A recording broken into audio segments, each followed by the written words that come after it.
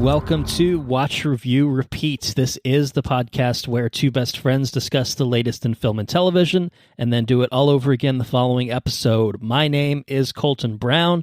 Joining me in 2024 is Mr. Andrew Meadows. It is I. It is we, the watchers. Ah, I see what's happening. We watch, we review, we repeat. Yes. We are here in 2024, yes. Yes. New year, Happy new New starts, Year. you know. Happy New Year, everyone. It's our first episode recorded in 2024 and 2024. It is not the first episode that has gone up in 2024, of course. But hey, you know, we had grand plans for things that we were going to cook up towards the end of 2023, and, you know, they didn't happen. I went on vacation. Andrew took a little vacation. You know, it just...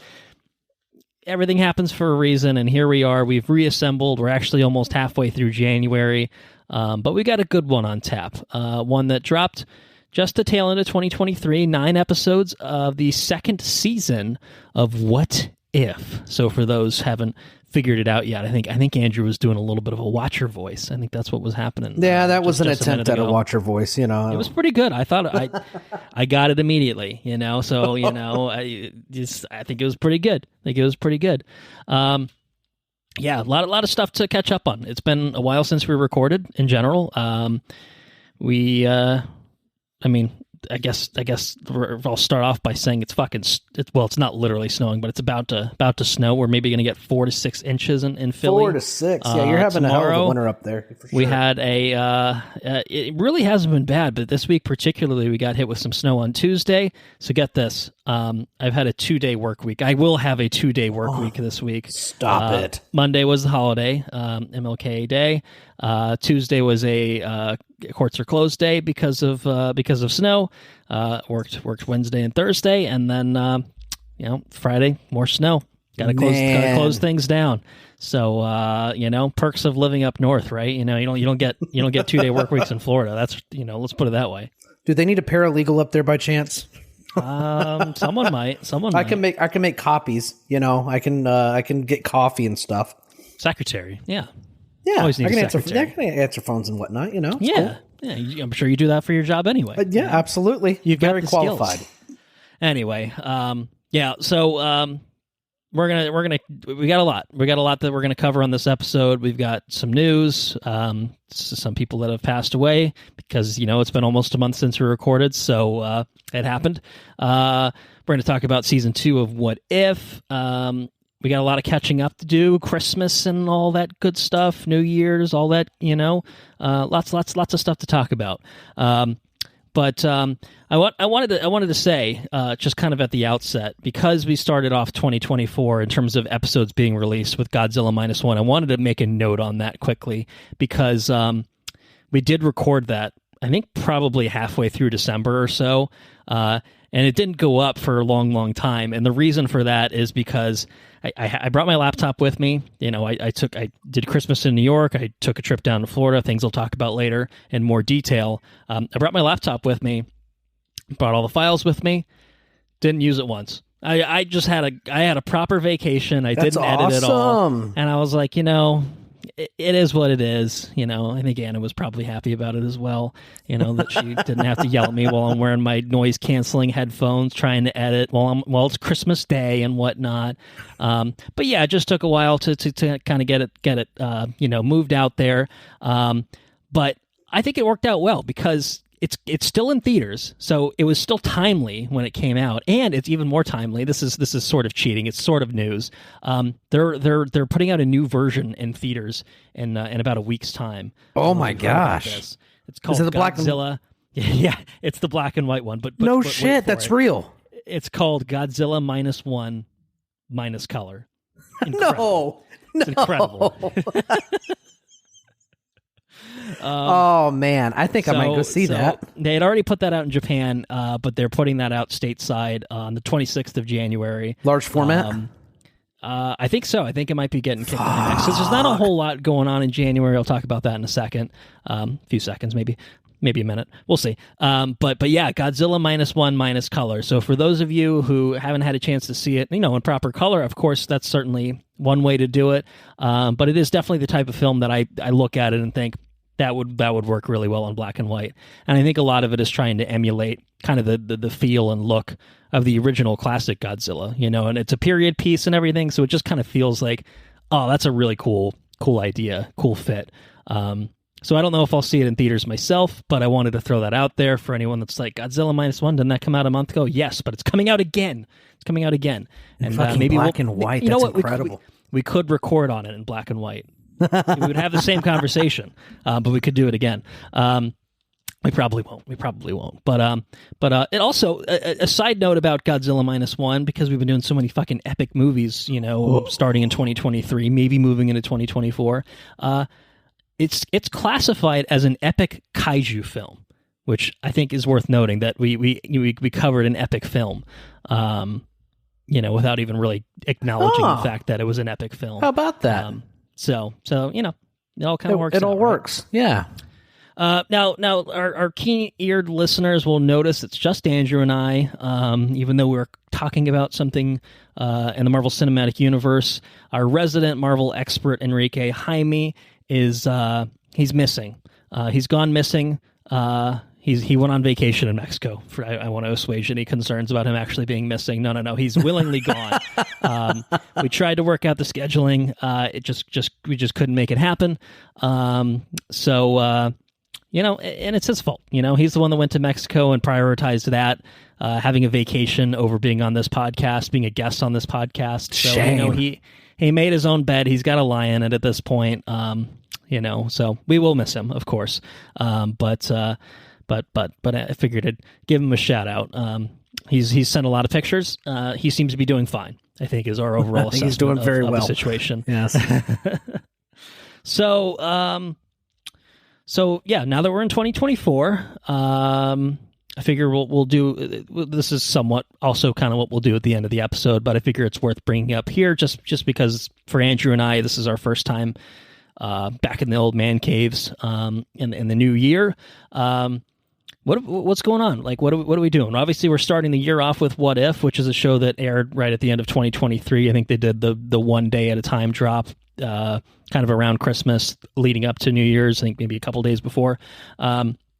But we don't have any bonus episodes cooked up right now. We finished our Lord of the Rings trilogy coverage. All of those episodes are up on the regular feed. Return of the King, obviously being our latest episode prior to this one in terms of what went up on the feed. But again, that was also recorded close to a month ago. But I think we're going to certainly have some good bonus episodes in store for the year. Maybe some more epics. I don't know that we've specifically discussed what we're going to do other than talking about doing Mad Max Fury Road at some point. That's right. So we'll definitely, I think, do Fury Road before Furiosa comes out, if nothing else. But beyond that, we haven't really gotten into anything too specific. But I've got some ideas. We'll workshop them off air and go from there. But right now we've got a few kind of things lined up, I think, through the rest of January going into early February that will keep us occupied, and then I think maybe we'll kind of try to see where a bonus episode starts in. See where it fits. Yeah. So things that have come out recently, sort of, I guess I'll say sort of. Echo dropped on Disney Plus and Hulu, 5-episode Marvel series. Oh God, the robot's talking again. I forgot to disable her again. It's a running bit, but every time I just forget every time. I literally forget every time. It's not. I swear it's not intentional. It's not an intentional running gag at this point. But that show, we thought about slotting into this episode as well, but I was slacking a little bit. I haven't watched any of it yet. I think Andrew's seen all of it. Yeah. So we're going to talk about it at some point, but I think possibly and probably not as a full episode, but maybe just as a catching up, part of catching up on some other episode. A movie that certainly came out in 2023, but has now made its streaming debut is Killers of the Flower Moon. Dropped on Apple TV about a week ago. We may cover that. We may go back and cover that. Now that Andrew doesn't. Yeah, we wanted to. I say Andrew, but now that Andrew and I no longer have to make a theater trek, spend 4+ hours between driving to a theater, watching the movie, getting home, having to hold our piss for 3.5 hours. Like it's just quite the ordeal, obviously, of trying to do that. And and no disrespect, Marty, but this is a movie that streaming just feels like the right way to do it. In some ways, like I'm sure it would look grand on a big screen, but the ability to pause, the ability to kind of just like take it in how you want to do it, with and some level of comfort, you don't have to plan your whole eating and drinking schedule around the goddamn movie. Need to fast. We need to intermittently fast for this movie. Right. You get a little bit of flexibility, and that's okay. So we may circle back around to covering Killers of the Flower Moon, because we really, really did want to talk about it when it came out in theaters, and you were on baby duty, new dad duty. I was on lazy duty and work, and it was tough to kind of slot it in. So maybe we'll do that. But of course, before long, we are going to be doing a year in review, looking back at all of 2023's movies, TV shows. We're doing some homework on that front right now. We've got a kind of list of things that we're looking at and watching in preparation for that episode, kind of, stuffing in some things. The Oscar nominations aren't quite out yet, but they're coming out pretty soon. That might give us another indicator of, hey, maybe these are good movies that we should watch. So we're going to spend the next couple of weeks, roughly, I think, trying to watch as much that we missed, stuff that's now available to watch at home, streaming, VOD, whatever the case may be. And then when we do that, we will do our 2024 a look ahead. So by the time that goes up, I'm sure that'll be February. But there's really not a lot going on in January, so I really don't feel bad about it. We're missing out on Mean Girls the musical and maybe something else, but hey, it is what it is. It is what it is. I think this is the way to spend our time is doing the homework. Making that year in review episode something special and such. So anyway, that's where we're at. That's our catch up section of the beginning of the episode. Now that homework action, exactly, due diligence and all that. Now I do want to talk about a fun fact, maybe related to what if you're willing to listen to such a thing. What is more fun than what if in general? So let's see. You're a big fan of season 1. Season 2 came around, 9 episodes. Well, I'm gonna give a fun fact related to one of those episodes. Okay. And obviously we'll be talking about all those episodes later. But an interesting thing that the creators of the show decided to do with the 6th episode of the 2nd season, called "What If Kahori Reshaped the World," and I say interesting because instead of focusing on a riff on a known character from the Marvel Cinematic Universe, they decided, what if we made our own original character for the MCU, centered an episode around this character? And so that's exactly what they did for this episode. They created an original MCU character named Kahori, who is a young Mohawk woman, and they set this episode in, I think, the late 15th century, in pre-colonial America, basically. Yeah. Which is interesting, really, a different setting than anything we've seen in the MCU, a different kind of character, different, really all around very different than anything that we've seen in the MCU. And you don't see a lot of original MCU characters in general. I think probably the most notable example that I can think of prior to this is Phil Coulson, who, right. There have been a few characters that make the leap from screen to page. Usually it's the other way around, obviously, as you're adapting all these characters. And there are other more minor examples, like Darcy from the Thor movies is an original character, and I think she actually has made it into comic books as of last year. But for the most part, a lot of them are like original but riffs on existing characters. Like technically Sylvie from Loki is an original character, but Sylvie is very much based off of Lady Loki and Enchantress. She's kind of an amalgamation of a couple of different characters, and then with their own quirks and stuff like that. But yeah, no, I mean this is a full on let's make a new fucking superhero. Right. It's a little bit different. And there was a lot that went into making this character, making this episode. speaking of homework, we've used the word several times. The people working on this did a lot of homework. They worked for 4 years with members of the Mohawk Nation, including historians, language experts, because they wanted to actually have some true historical roots for kind of where the episode was set. They wanted to make sure that the way that the character of Kahori looked and the way that her world looked actually was culturally authentic. They worked with consultants from the Smithsonian to ensure that the representation of Indigenous Americans was accurate. Wow. And so they and then in terms of the voice cast, they brought in a lot of Indigenous actors to voice these characters, bring them to life.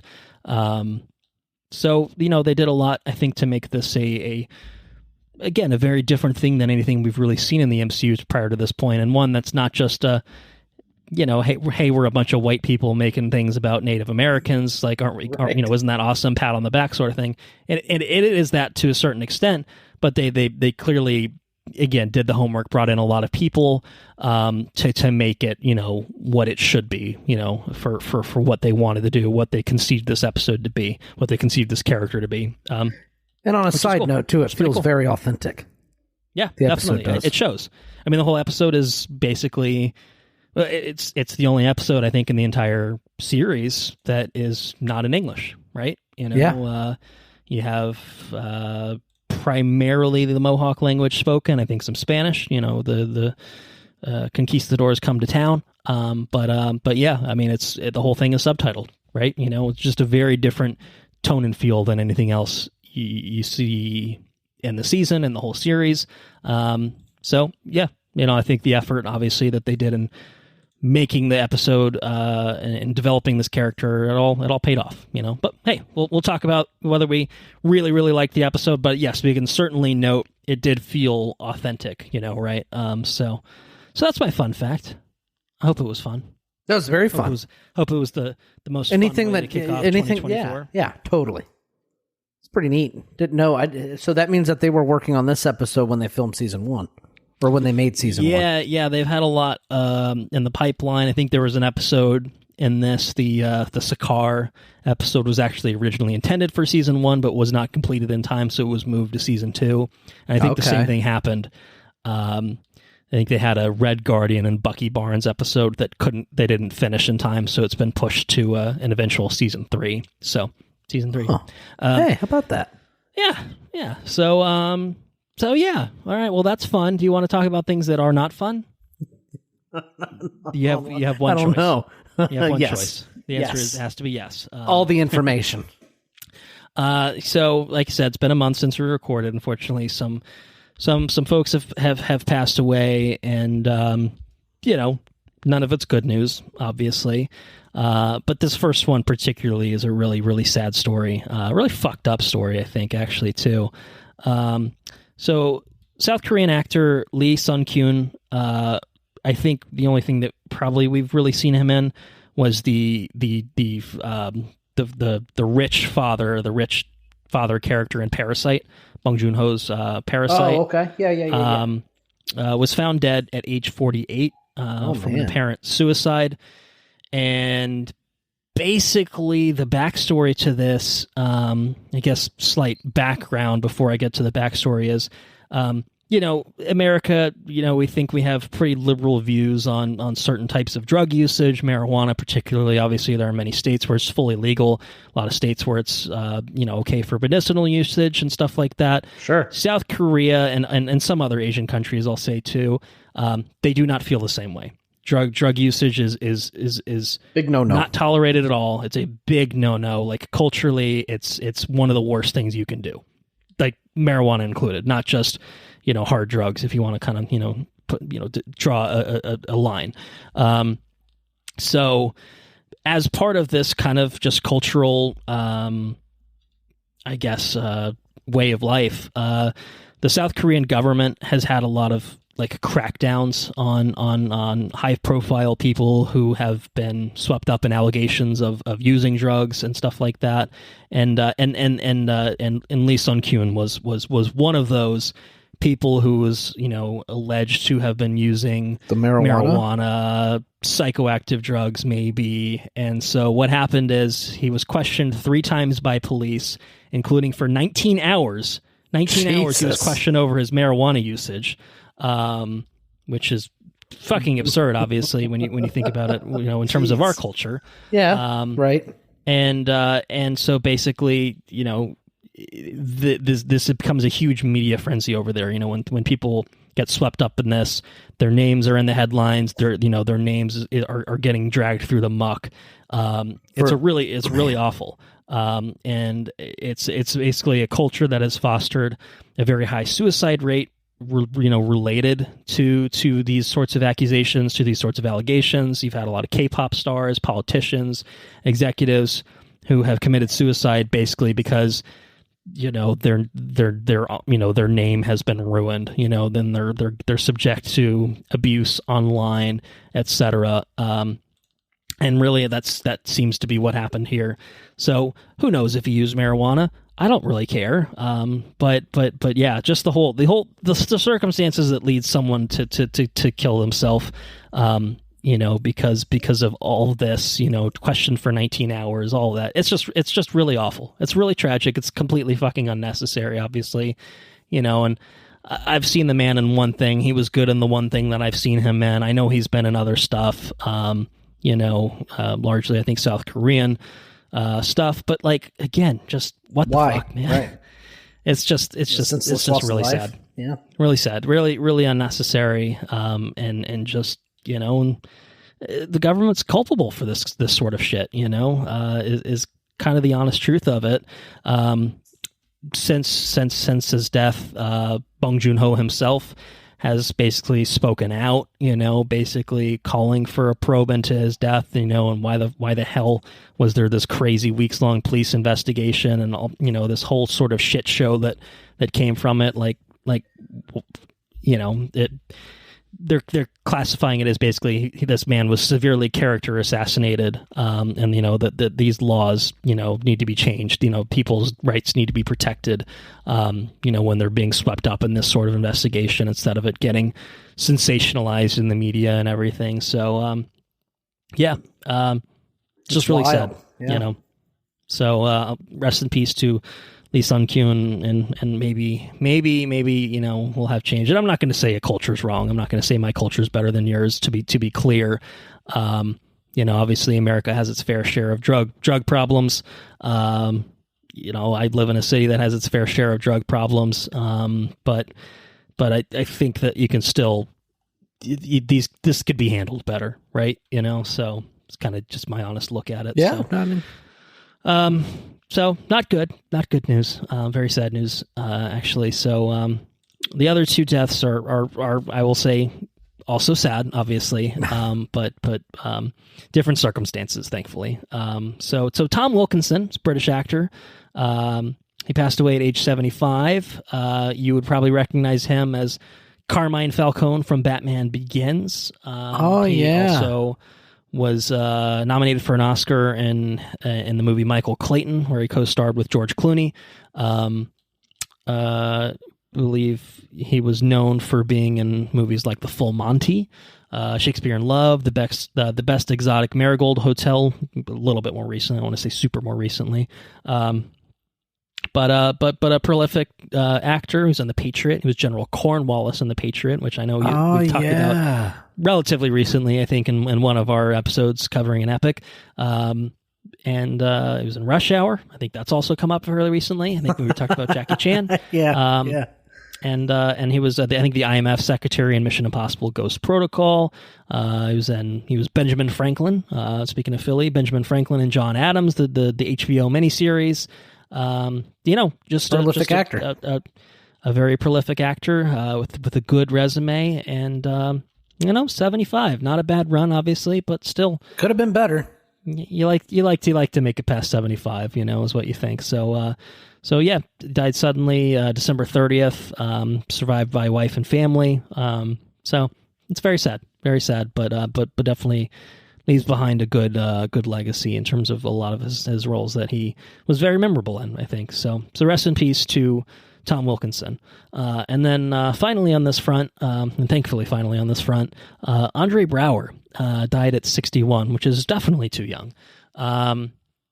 Died from a bout of lung cancer, so that'll fuck you up, obviously.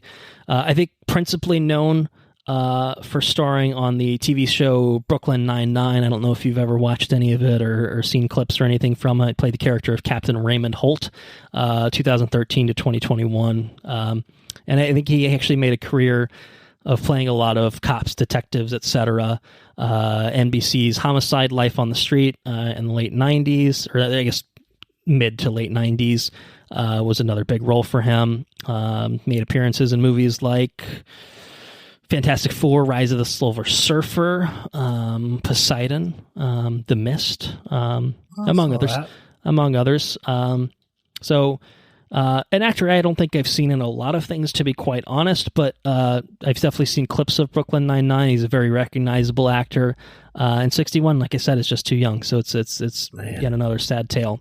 And very much out of nowhere. Stuff like these, a lot of these, really sad medical fatal diagnoses, sometimes they keep these things private, and it just comes out of nowhere. And, when it just hits you, right? And you just, when you're not ready for it, not expecting it, just feels like, holy shit, that guy fucking died. And that was kind of like this, for Andre Braugher. So rest in peace to him as well. So that is it for the in memoriam section on this episode. Hopefully next time we record, we don't have to do that again.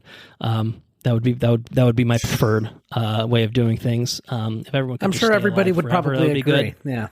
Yeah, most people would probably agree. Especially the people that sounds good. End up in the section. I'm sure they'd prefer it. So Correct. They prefer to stay out of our segment. I would expect that as well.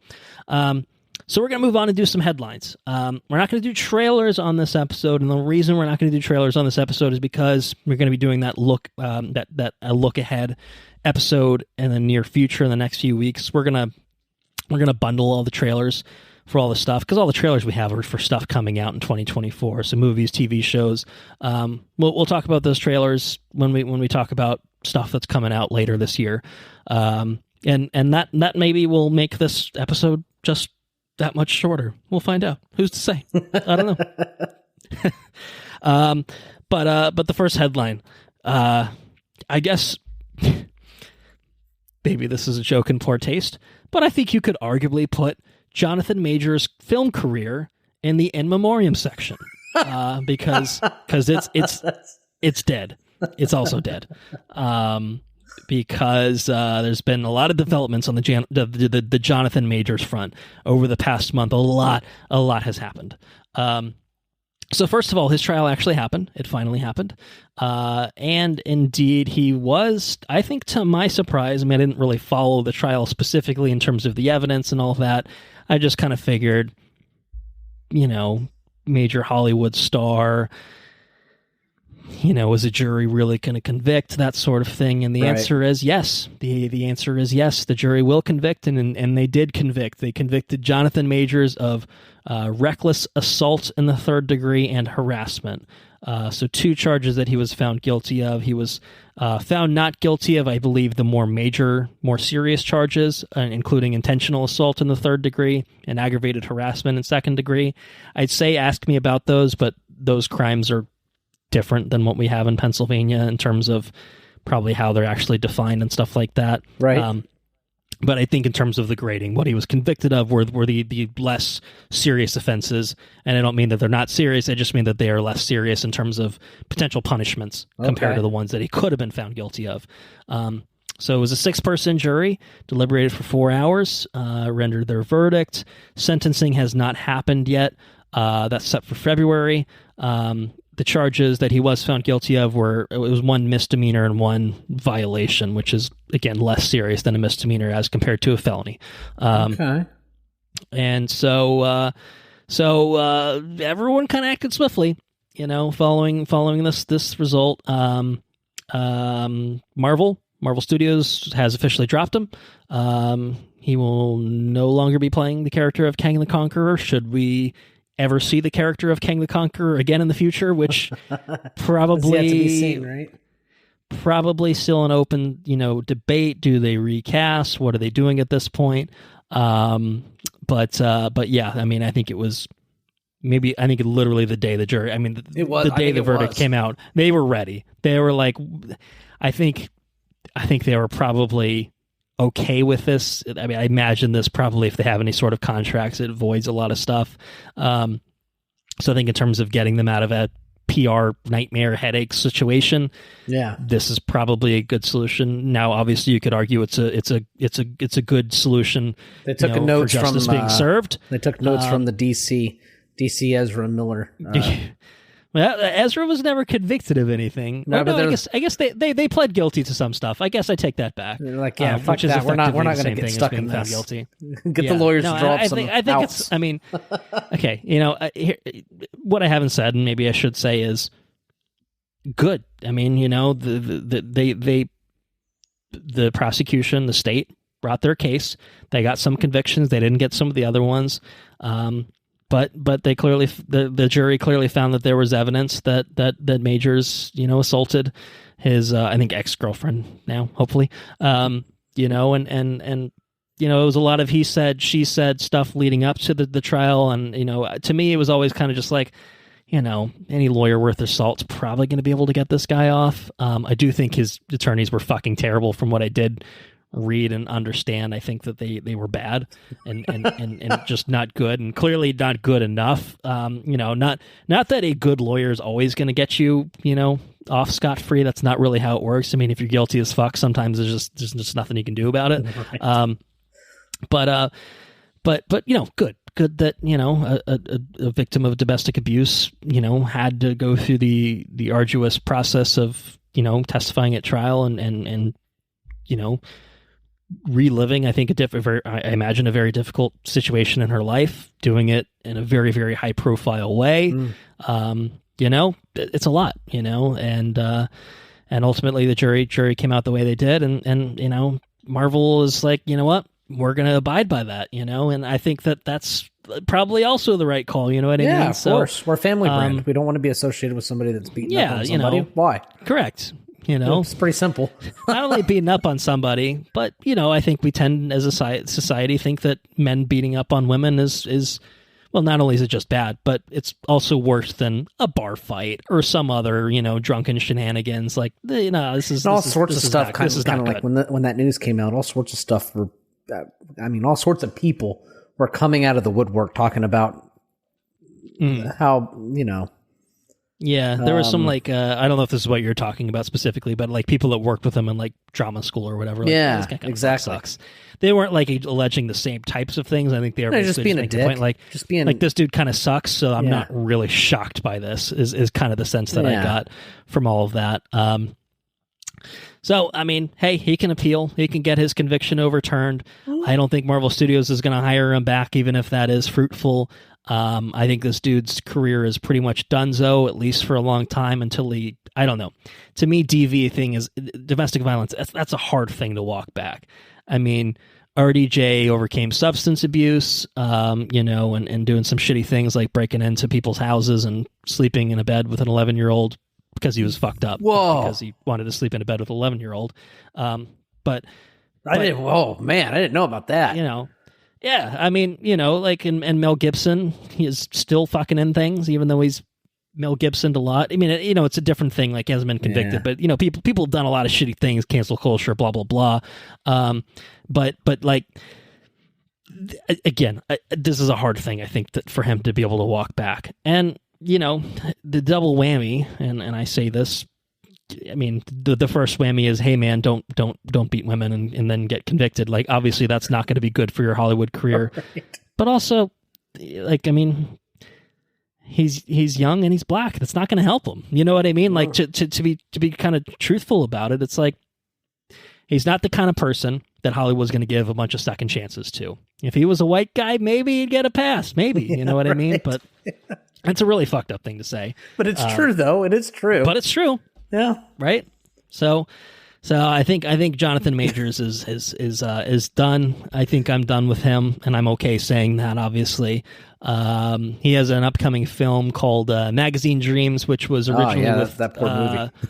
Searchlight, which I think is a subsidiary of Disney now, and so they pulled it off the schedule, and I think they're shopping it.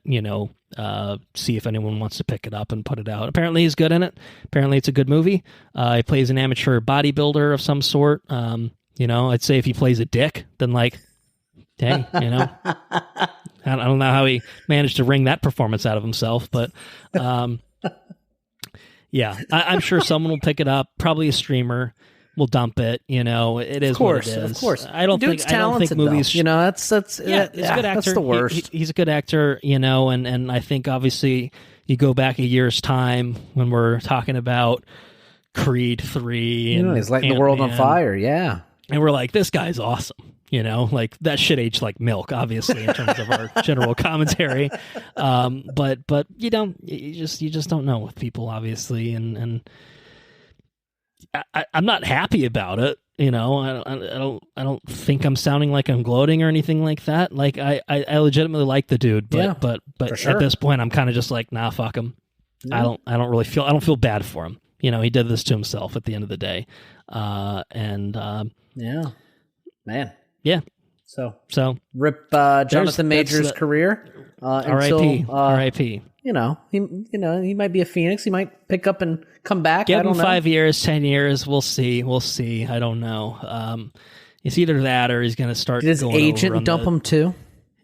Yeah. I think he was dropped by his agency and everything. He was in a Dennis Rodman movie, or supposed to star as Dennis Rodman in a movie. Done. No, he's not doing that anymore.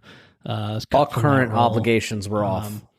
Yeah, pretty much just straight up everything that he's attached to. Unless they already filmed it, no, not happening. You know what I mean? Like Loki season 2, thankfully, I guess, for Disney, dropped before the actual conviction happened. Right. So they didn't have to scramble to cutting his shit out, because that would have made that, I think, a disaster. We'll see what happens, if anything. Sounds like it's pretty much done. Maybe he'll go on the Gina Carano style thing and go work in some Ben Shapiro movies or something. Like anyone that will hire him, like he might just do whatever he can, to get his paychecks this way. I really don't know. Could go the Army Hammer way, where he gets excommunicated to some fucking Caribbean island and lives in tries to live anonymously for a time. But I don't know. It's wild. Not great, Bob. But that's it. That's the Jonathan. That's the for now. That's Jonathan Majors conclusion to the Jonathan Majors saga. So I'm going to leave it at that. And I'm going to move on to talking about other actors that are leaving Marvel projects, although this one is by choice. It is by choice. Steven Yeun is not going to be part of Marvel Studios' upcoming Thunderbolts movie, unfortunately, which I think is a bit of a bummer, because I think he's a great actor. Yeah. And basically, because of the strikes, the timeline for filming this movie has shifted around quite a bit, and basically has necessitated the need for Steven Yeun to drop out, because there are now scheduling conflicts. So he was allegedly going to be playing the character of Sentry in Thunderbolts. There's been no official confirmation of that, but yeah, he says he wants to do a Marvel movie. But basically, he just couldn't make it happen with this one particularly. So hopefully they get an opportunity to bring him back for another role in the future. I think that would be cool. But it might be one of those things. I can't think of an exactly analogous situation, but sometimes, someone gets cast for a role and then they leave it, and then someone else comes in and you're like, yeah, but I like the other person better, right. I guess maybe what I would think of, and it's not exactly the same scenario. And also, these movies certainly went down the shitter real quick. But the Fantastic Beasts stuff, when Colin Farrell was replaced by Johnny Depp, you're just like, oh, yeah. Okay, that's a choice. Yeah, all right. It's like when Sean Connery was replaced for the role of Gandalf. Yeah, we missed out on a big one. Yeah, that's and Ian McKellen just fucking sucked ass, and that's really it. Yeah, just terrible in it. No, but that would have been something to see. It would have been something. All right, well, so Thunderbolts, no more Steven Yeun and Thunderbolts, but we'll see who they replace him with. Yep. To be determined on that front. I think it's currently set for 2026, maybe Thunderbolts. Maybe it's 2025. Probably, I don't know. 2025 is when it looks like it's actually set for right now. July of 2025. We'll see if it makes that fucking date. Okay. Because everything's kind of topsy-turvy right now. But Thunderbolts is like the... I don't know. Traditionally in the comics, they are an anti-hero team, mostly of semi-reformed supervillains. In the movie version, it mostly seems to be the leftovers in terms of other characters that haven't really found a home elsewhere. So you've got like Red Guardian, Bucky Barnes, Ghost from Ant-Man and the Wasp, U.S. Agent from Falcon and the Winter Soldier, Yelena, the other, from Black Widow, and Taskmaster, all led by Julia Louis-Dreyfus's character, Valentina Allegra Desfontaine, a real name. That's a fucking name I just said. That's pretty awesome. So that's kind of what the Thunderbolts is supposed to be, and Sentry is probably the villain, I would guess. Sentry is a very mentally unstable character who is a hero, but is susceptible to bad things happening. Okay. So yeah, we'll check back in on Thunderbolt at some point in the future. But for now, we will go ahead and talk about the next piece of news if you're ready. Yeah, let's do it. What do we got? More news. The Golden Globes happened. The 2024 Golden Globes happened. Before I go any further, you're more in tune with the comedy world than I am. Am I? Well, more than I am, which is to say, I don't know that I'm very in tune. I'm in tune. I'm actually fairly in tune with the Australian comedy world, but not so much the American. Right. But do you know a man by the name of Joe Coy? Do you know that name? No. All right. Okay. All right. He's outside of your range as well. I was just curious. Is he an actor? He's a comedian. He's a stand-up comedian. I guess in that sense, I guess comedian. I do watch stand-ups. Yeah, that's what I was thinking. Stand-up comedy types of things. Joe Coy, yeah, he's a stand-up comedian. He hosted the Golden Globes, and oh my god, was he funny? Terrible. Oh no, this guy was ripped a new one for being absolutely fucking horrendous, losing the room very, very quickly. Made a joke about. Like his best jokes were Oppenheimer was a long movie and Barbie is a movie about a doll with big boobies.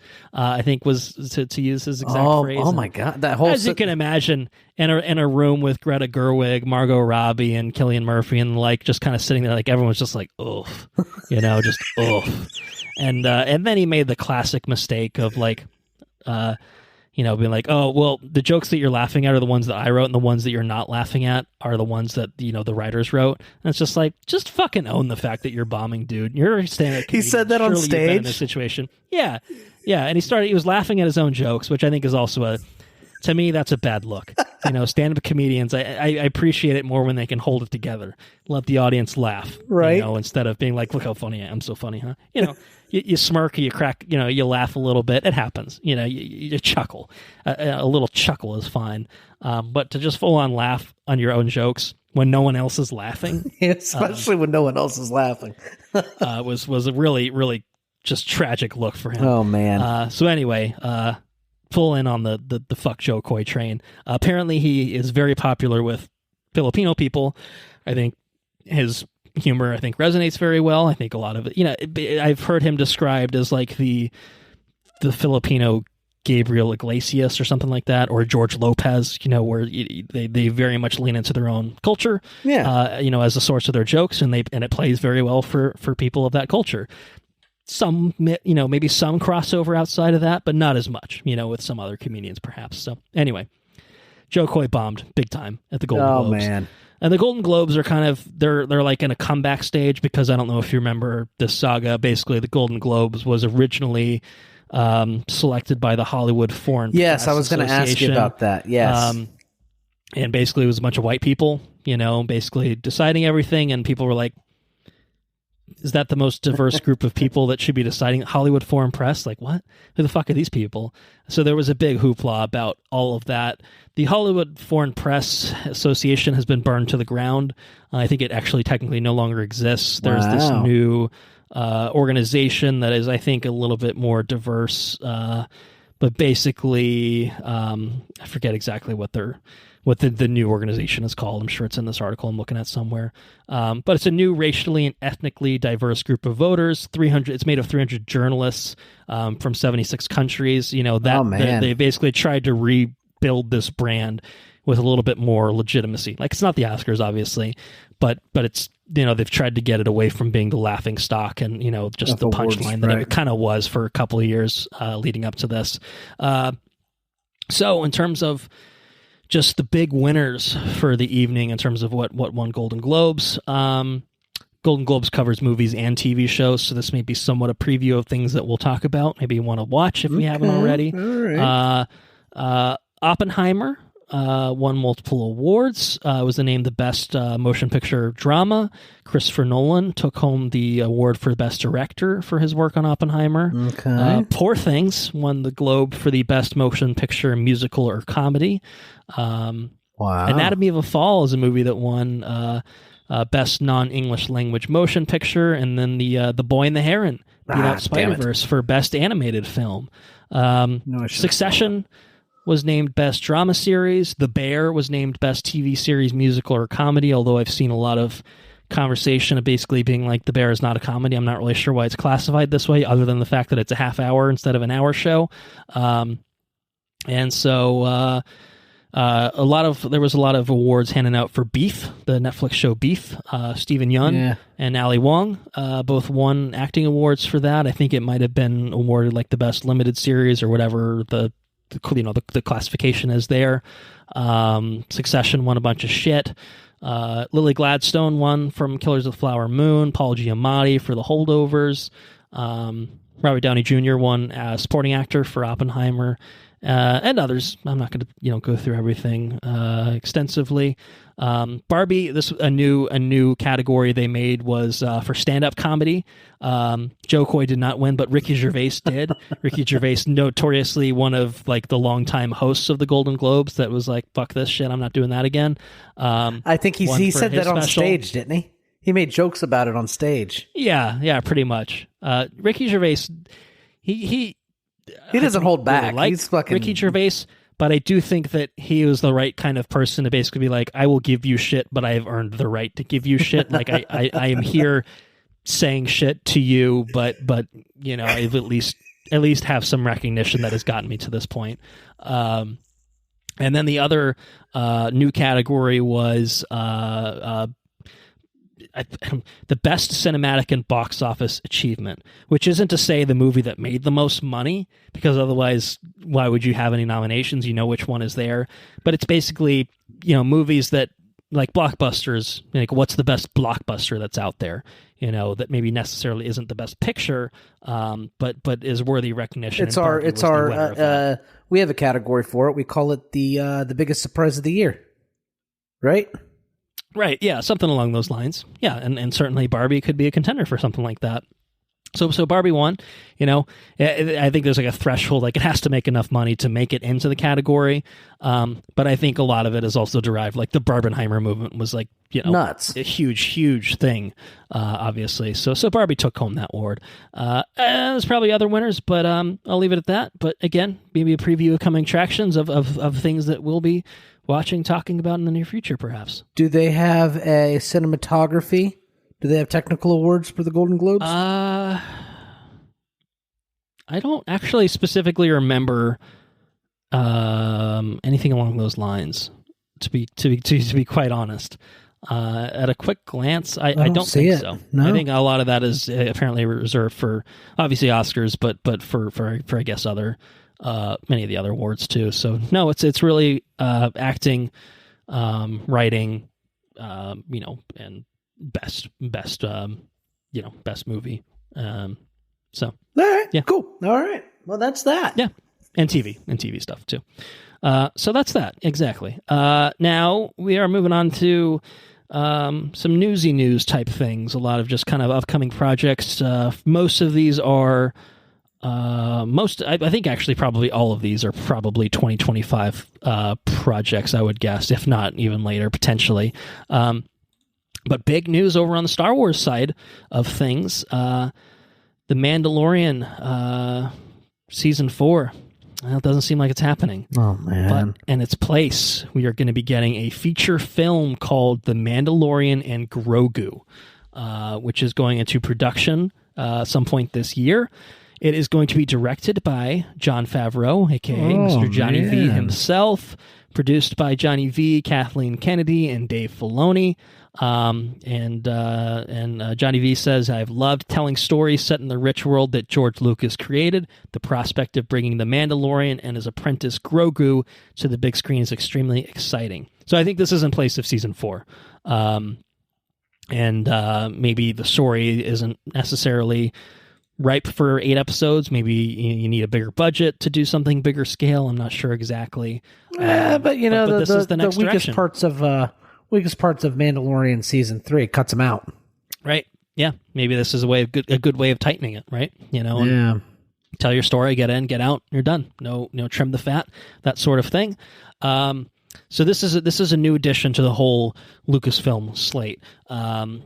Which is to say that there is still going to be a Dave Filoni directed movie that is supposed to be the capper to the Mandalorian verse. This era, the 5 years post Return of the Jedi type things. This movie is not that. Okay. So we will still be getting an additional Dave Filoni movie. Probably, I would imagine, with the grand wrap up of the Grand Admiral Thrawn storyline. I would speculate. I don't know that for a fact. But speaking of one Grand Admiral Thrawn, perhaps we will see him pop up in season 2 of Ahsoka, which is officially in development as well. Nice. Okay. Dave Filoni put out a sketch on Twitter depicting Ahsoka and Sabine at a certain location where they were, where we found them by the end of season 1. I'll leave it at that. Okay. And there's a little bit of text in this sketch that says the story continues. ...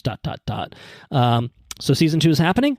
I think that was one of the things, at least, that I kind of expressed a little concern about. When we finished season 1, I was like, I like that, but I don't know what to look forward to next. Right. Am I waiting 3 years for a fucking movie that does this?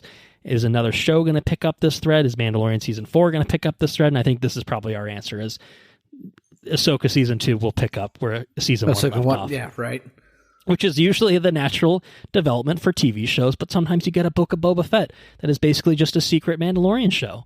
So sometimes it happens that way. So very exciting. Ahsoka, hey, they got to figure out the Ray Stevenson stuff, obviously, and figure out how the fuck they do that. But season 2 it's a show that I really thought it did well with its first season. Set up a lot of really cool, interesting stuff. A lot of Thrawn stuff, obviously, to come. But bringing all those Rebels characters to life, I'm excited to see more from them. And I think season 2 just feels like a great way of doing that, right? So I'm excited. That's a cool ass sketch too. It's very cool. I wish I could just draw stuff like that. Just fucking grab a pencil and fucking scribble around. Anyways, I'm sorry. In the weeds. No worries. But that's the Star Wars stuff. Now over on HBO, they're hard at work. I think they're actually going to start shooting in a few weeks' time. The second season of The Last of Us, continuing the story, adapting in some way, in some incarnation, the story from the second game, The Last of Us Part 2, which I think is right around now, having a remastered version coming out on the PS5 for anyone that wants to experience it that way. That's how I plan to do it, because I still haven't actually played the second game. But I know a thing or two about it. And I know a thing or two about what's going on season 2. They've been doing some casting.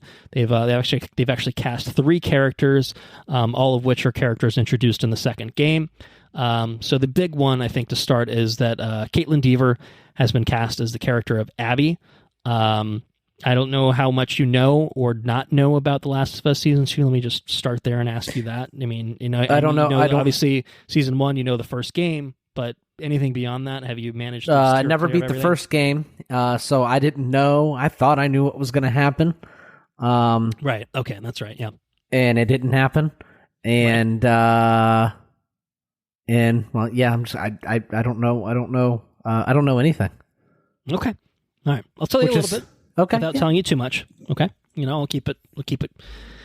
I'll play coy a little bit. So Kaitlyn Dever, I talked about her very recently. She was the main character in that Alien movie I talked about, No One Will Save You, which is on Hulu, which I recommended to you. I don't think you've seen it or watched it yet, but it's a good one. Nice, short, snappy one. She's awesome. She's great. She was in Booksmart. Once upon a time, she was in Justified, and she was fantastic in that. She's supposed to be very good in the TV show called Dope Sick from a couple of years ago as well.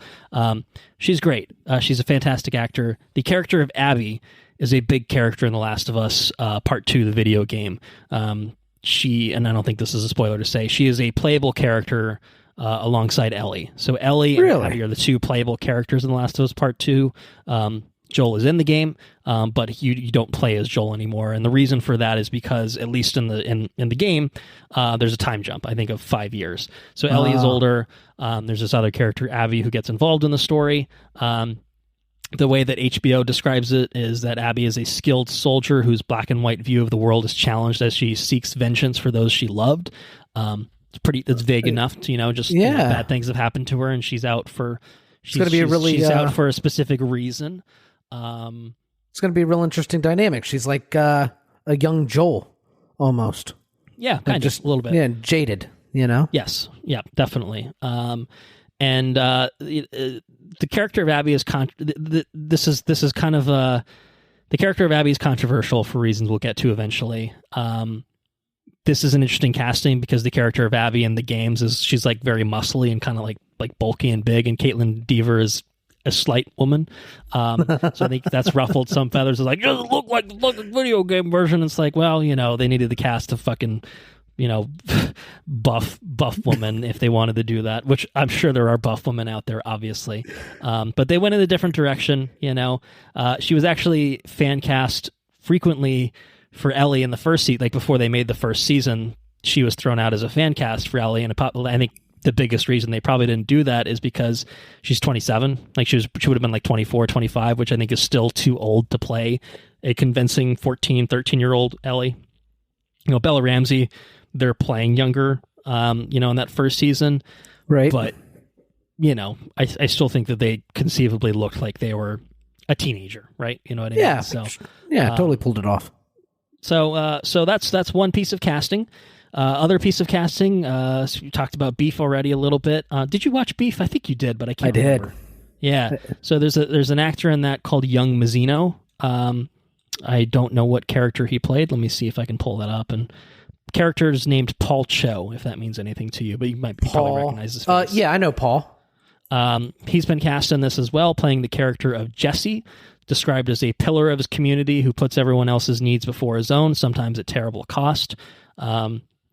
So he has now joined the cast as well. And then finally, someone who I think has an incredible agent because she's getting a lot of fucking roles. Isabella Merced is joining the cast as the character of Dina. Dina is a freewheeling spirit whose devotion to Ellie will be tested by the brutality of the world they inhabit. So this is a character that basically develops a relationship rapport with Ellie. Okay. And so those two are kind of linked in terms of like what happens in the game, which is, again, some version of that I'm sure will happen in the show, but obviously remains to be seen, and I don't know the specifics of everything, having not played the game, but just knowing generalities about it, I can at least give you that much information. And Isabella Merced, she was the live-action Dora the Explorer back in the day, but more recently she's been getting some pretty good roles. She is in Madam Web, the upcoming Madam Web, lest we forget. She's playing one of the Spider-Women in that. But she's also going to be in an upcoming Alien movie coming out in 2024, which is something we'll talk about a little bit more detail in a few weeks when we talk about that sorts of thing. And then I think she was in something else. She was in Sicario. Well. Sicario, Day of the Soldado. Yeah, that's true. So she's been booking a lot of stuff. She's going to be in. She's going to be Hawkgirl in Superman Legacy. So it's not actually listed here, but she's been cast in that as well. So, like I said, Last of Us, Superman, alien movies, like that's a pretty good streak right there. I mean, obviously it's very pop culture, sort of thing, very much our wheelhouse, but certainly impressive nonetheless. So yeah, those are your 3 additions to The Last of Us season 2. I imagine you're looking forward to it. Yes, very much. Was season 1 this year, last year? It was 2023. Yep, just came out around this time last year. So we're about a year removed from it. And I am speculating that we won't really be seeing season 2 until 2025. I guess it's a slim possibility we get it at the end of the year, but they haven't even started shooting it yet. I imagine it's a fairly effects heavy, post-production heavy kind of show due to the nature of what it is. To me, I think that this time next year might be the more realistic time frame for it. So I'm not anticipating seeing it this year, but I would certainly love to see it ASAP. So we'll see. Right. But yeah, there you go. You can, what you can do is in the next year you can play the games. They've got the remastered PS5 one for the first one and now for the second one. So my goal is before season 2 to play part 2, the remastered version, and then I'll kind of be able to experience it the same way I did with season 1 of seeing the adaptation process, in real time. So yeah, Last of Us season 2. All right, two more headlines. Not bad, right? Yeah. We're getting another Star Trek movie. Oh man! Oh boy! Yeah. Actually, we might be getting 2 Star Trek movies. Is apparently what's fucking happening.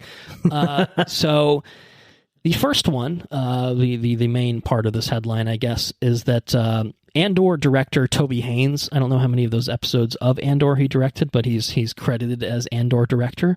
Okay. Let me just double check that.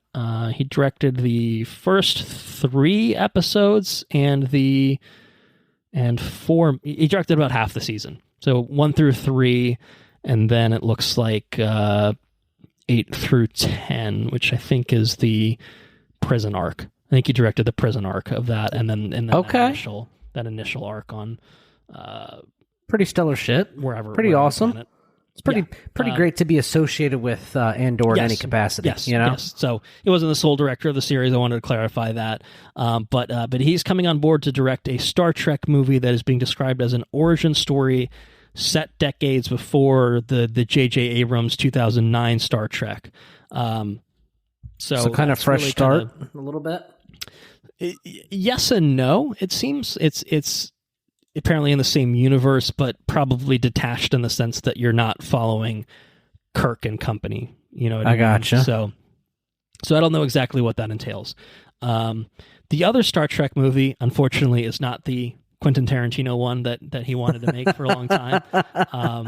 One of the reasons that he apparently cited is he didn't want that to be his last movie because Tarantino has this whole thing about only doing, I think, 10 movies because he counts Kill Bill as one collective movie, so he gets to cheat that way. Rightfully so. That's cool. Well, it's whatever. Tarantino, he can do what he wants.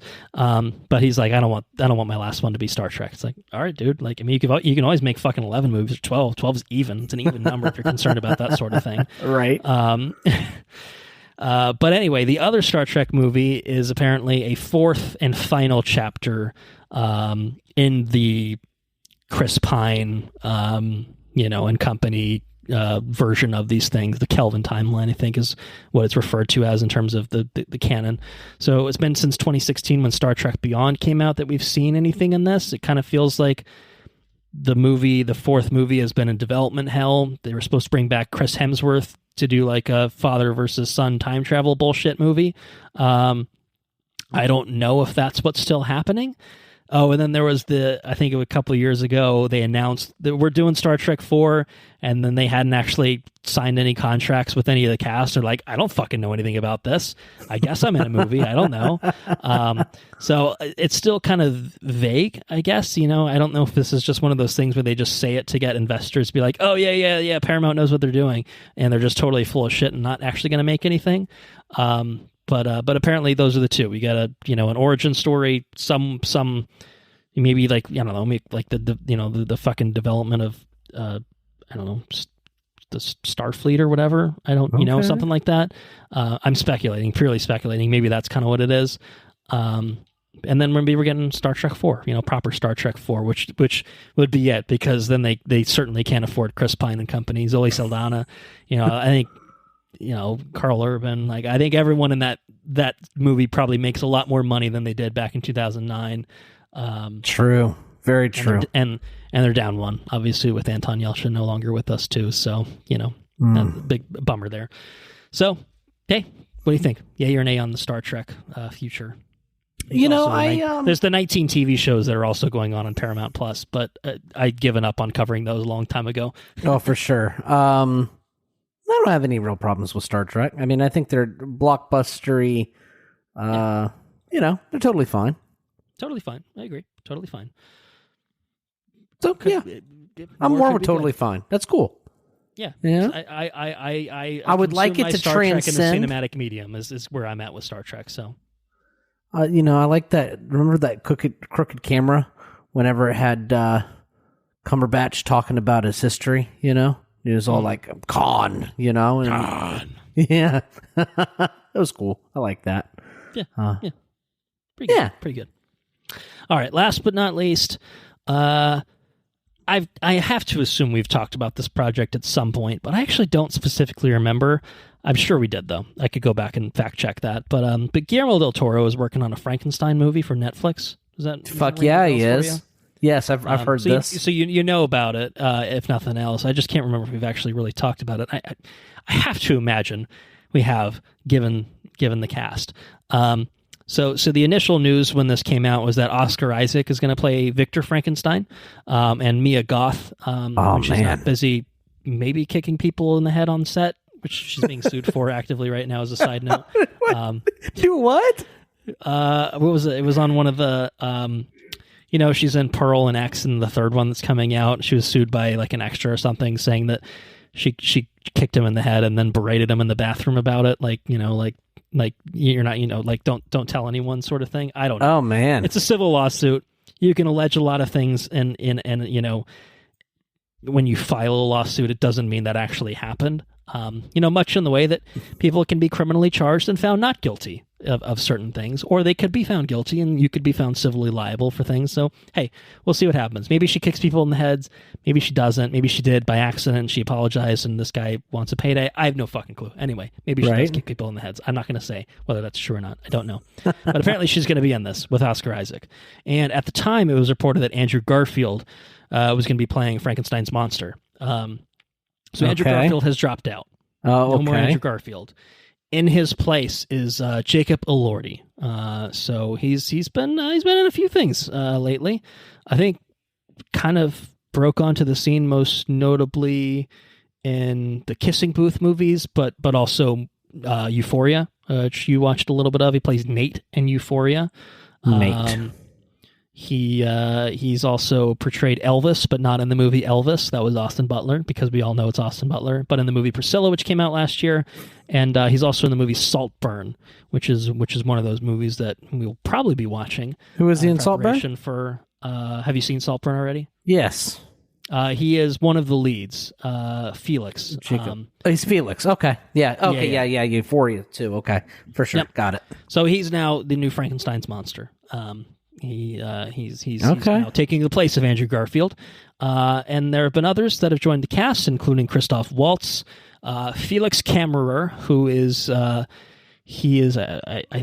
believe a German actor who was the lead in All Quiet on the Western Front, the Netflix one. Right. He's Austrian. Sorry. Don't want to conflate those two countries. He's Austrian. It was a German movie, though, to be fair. It was a reasonable assumption to make, okay? Sue me. Don't do that. I didn't kick anyone in the head. Don't sue me. And then Lars Mikkelsen, Thrawn himself, will be in this movie as well. Oh, man. Along with David Bradley, who is Argus Filch, and what's his fucking name? Walder Frey as well. He's going to be in this. And then Christian Convery, who's a child actor who I think was the lead character in Sweet Tooth, the Netflix show from a few years ago. Okay. And something else. He was in Cocaine Bear. He was one of the kids in Cocaine Bear. I think the one that ingested the cocaine. So, in other words, this Frankenstein movie, headed up by Guillermo del Toro, writing, directing, and producing, is fucking stacked. Fucking stacked cast. It's Del Toro. he gets the, we're now finally at the stage in life where like you probably could get Guillermo del Toro being allowed to make his In the Mountains of Madness movie. Yeah. So maybe that's coming in the future at some point. But I do think we're at the point now where, because Netflix fucking spends stupid amounts of money on bullshit anyway. They're at least giving GDT, some dough to work with, clearly based on this cast and the fact that he's doing a Frankenstein thing, which it doesn't have to be a big budget type thing, but I have to imagine he's going to get pretty weird and that's wild. That's awesome. It's just awesome. GDT sort of way. In this alternate timeline that we're living in, it's this is a good thing that's happened. Give Guillermo del Toro GDT as he's otherwise known. I like that. Mm-hmm. Makes what GDT wants to make. Yeah, that's awesome. It's perfect. This is the best version of the timeline, right? Yes, exactly. He doesn't have to cut corners, and he just gets to do what he fucking wants. They gave him Cabinet of Curiosities. Now he's getting a big fucking Frankenstein movie. Like, yeah, just let Guillermo del Toro make whatever the man wants to make. He's one of the most creative filmmakers out there, and he's always gonna make something fucking interesting. Pinocchio, I mean, that was 2022, so we don't have to talk about it again for the 2023 year in review. But fucking hell, that was a fantastic movie. Yeah, it was. So just let GDT do his thing. You will be rewarded, is how I feel about it. And maybe, and it seems to be that's what Netflix looks at it, and I think that's great. So, one of the few things that I commend Netflix for. Most of the other decisions they make, I'm like, well, I guess you made that Kevin Hart movie where he's on an airplane called Lift, and that worked out. Did that work out well for you? I don't think so. But you did it. Man. Stacked. Yeah, great cast. All of it sounds great. Very, very excited for that. And when you know it, we're done with the headlines. And we don't have 8 trailers to talk about like we usually would at this point. So I think we're doing okay. We're doing all right, Yeah. But what we do have to talk about is a motherfucking Disney Plus original series, a second season of it, of What If you're ready to talk about it. What if? What if we talk about... what if we talk about What If? I don't know. What if about What If? Yeah, let's do it, man. Who's on first? Something like that? Yeah. Who's on first? What's on second? What If Season 2? Again, as I said, streaming on Disney Plus, created by A.C. Bradley, directed by Stephen Frank, and then I think one episode by Stephen Frank, and then the rest by Brian Andrews. It stars Jeffrey Wright as the Watcher, and many, many others, which we'll probably get into as we maybe talk about the episodes more individually. But what is What If Season 2? It's about the Watcher who continues the journey as our guide through the vast multiverse, introducing brand new and familiar faces throughout the Marvel Cinematic Universe and revisiting and twisting classic Marvel Cinematic moments. So we sat in these, well, maybe not these exact chairs, maybe these exact chairs. I don't know. A couple of years ago. My chair is exact. Talked about season 1. Yeah, I believe mine is. I got to double check when season 1 came out. Must have been 2021, right? August 2021, I think, is the same chair. I'm glad we've established that. That's very important. But, so two and a half, not quite 2.5 years ago, we talked about season 1, the 8 episodes, I think, was it? Or was it also, it might have also been 9 episodes. I think it was. I think it was 9. It was supposed to be 10. That's what it was. It was supposed to be 10, but then it was 9 because one got shifted to 10. We liked season 1, right? You liked season 1 pretty well, as I recall. I like season 1 a whole lot. Okay, so we're starting from a place of talked about it, 2+ years ago. Liked it pretty well. Yes. Now it's back for a second season. You're pretty hyped for this, I think, walking in. Yeah. What If Season 2? Yes. Well, I mean, just off the heels of what I thought was an incredible, I don't know, just an incredible show. I was very eager for season 2. Yeah. So, Yeah, and I think high-ish expectations, perhaps. High expectations, yeah. I mean, trying to make the way that I don't know, just the concepts of the characters, how it plays fast and loose with them. The voice acting I thought was great. And like I said, the situations that these characters find themselves in, and how, I don't know, just how wild some of them are. I think is just I think it's really cool. That's the fun of it. You know, that's the beauty of What If is just going fucking nuts with it, right? And they're not scared. They're not scared to do it, you know, which is cool. Right, exactly. It's the medium to do it. It's animation. You don't have to worry about budget too much. You know, and you don't have to worry about really anything. It's just playing fast and loose with characters, concepts, worlds, etc. It's the opportunity to do these things in a way that isn't really possible in any other medium. So yeah, I totally agree. You know, in terms of the concept, it's really, really good. But what about the execution? What about season 2? Did it live up to those expectations? How'd you feel about it? So I think I'm looking back on season 1, the season 1 episodes. Yeah. So I mean, I guess we can go down the list maybe a little bit, because I'm imagining we'll do some version of that with season 2. Is at least in spoilers, kind of getting somewhat into each of them, at least in terms of what the concepts are. But season 1 brought us Captain Carter, right? You know, flipping Peggy and Steve's roles in World War II. Yep, which was an awesome episode. That was they put Steve in the Iron Man suit, right? You know, so he could at least participate in the war. That's right. We got T'Challa being taken by Ego, or I guess because basically becoming a Ravager, right? That's right. It's yeah, taken by Yondu and company. That was okay. I could take that one and leave it. Notable for being one of the maybe certainly I think the final voice role for Chadwick Boseman, because I think he recorded everything before he died. But yeah. And then what else? What else did season 1 bring us? This is a good refresher for me as well, I'll say. So, third episode. Oh, they killed all the Avengers. All the Avengers kept dying one by one. Okay. Yeah. That's the one with Hank Pym going in Hope. Yeah, he's he went nuts, right? Because Hope died or something. Yeah, that was a pretty fun episode. One of the best ones. Next one. This is a big one. One that and some of these come back around for season 2, obviously, and this is one that does certainly, and to some extent. Yeah. But yeah, episode 4, big one. What if Doctor Strange lost his heart instead of his hands? Right. It was a chilling episode. This is Strange trying to save his great love, Christine, and being unsuccessful many times, to the point of because in that episode, doesn't he basically he collapses his own universe, right? Yeah. And his attempts, he's done so much dark magic and corruption type shit that everything he's done doesn't work, first of all, but also has this consequence of just fucking destroying the goddamn universe that he lives in. He puts himself he's able to keep himself from being vanished or whatever, and it puts him in a person. But he's just living in this fucking nothing, literally nothing, living in nothingness. Yeah, pretty hardcore fucking episode there, that's for sure. Then you get the What If zombies, which I think this is the quintessential What If kind of deal. Totally, yeah.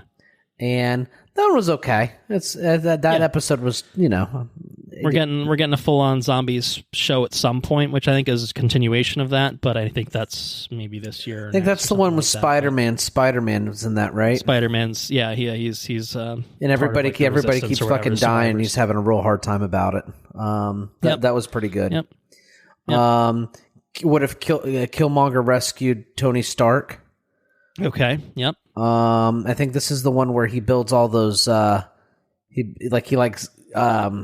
builds all the robots. Right? Is that what happened in this one? A drone army to attack Wakanda. Yep. Okay. Yeah. I don't remember that one that much. There are references certainly in season 2, which we can talk about later if you want, but I don't actually remember this one a whole lot. I don't know. Maybe it didn't make a huge impact on me. I'm not sure. Yeah, I remember the Wakandans breaking all the robots. It's about all I remember. Thor was an only child. I don't remember this one at all. I don't either. Thor is fostered out on a date, but he's interrupted by an army of drones led by Ultron, who possesses all 6 Infinity Stones. I don't remember this at all. Oh, this is the one where Thor's a total party animal. Oh, yeah, Party Thor. I remember Party Thor. Yeah. Yes, yeah, okay. I do remember that. All right. That was fun. I liked Party Thor. I don't remember the specifics of the plot, but I do remember Party Thor. Fair enough. Well, I think that this introduces the Infinity Stone Ultron. Yes. And it looks like... And that kind of carries out the last 3 episodes. I think episode 8 follows up on that, and basically it was like, hey, here's what's going on if Ultron won, which is a fun concept, because then you get... Because episode 9 brings it all together, right? Big Infinite Ultron is the big bad. He's got the Infinity Stones. Right. Everything's really dire. And the title of these episodes are mostly fucking cool. What if the Watcher broke his oath? I don't know. He fucking intervenes. Crazy, man. Right? Intervenes, right? Yeah. Oh, Guardians of the Multiverse. Cool stuff. Yeah. Yeah, episode 9 was cool. Bringing it all together. You had all these characters. You had the fucked up Doctor Strange, Captain Carter, Star-Lord, T'Challa, Party Thor, Killmonger. I guess there's a Gamora that shows up, which we get paid off actually in this season more than we actually did in the first season, because that was the cut episode, or at least the pushed episode. Yeah. So all in all, season 1 had some pretty cool concepts, did some pretty cool things with it. I realized that was probably, not fully necessary, but it has been 2.5 years since we watched season 1, and I was like, all right, I think it's good for the sake of making a comparison, right? Of like how did the new episodes getting with some of these concepts? How do they compare? How do they stack up? Yeah. So I guess that is the question then, right? Like, all right, so that's season 1. We liked which was cool, mostly very strong episodes. There's a couple episodes in there we kind of don't remember, but most of them are pretty memorable. Right. Sure. So enter season 2. Okay, and I think this one had. This one's got very strong episodes. But I think that a lot of these other episodes are kind of... I don't know. I think the ratio of super strong episodes to like take it or leave it episodes is more take it or leave it episodes than strong episodes, right? I think it's like a mixed bag.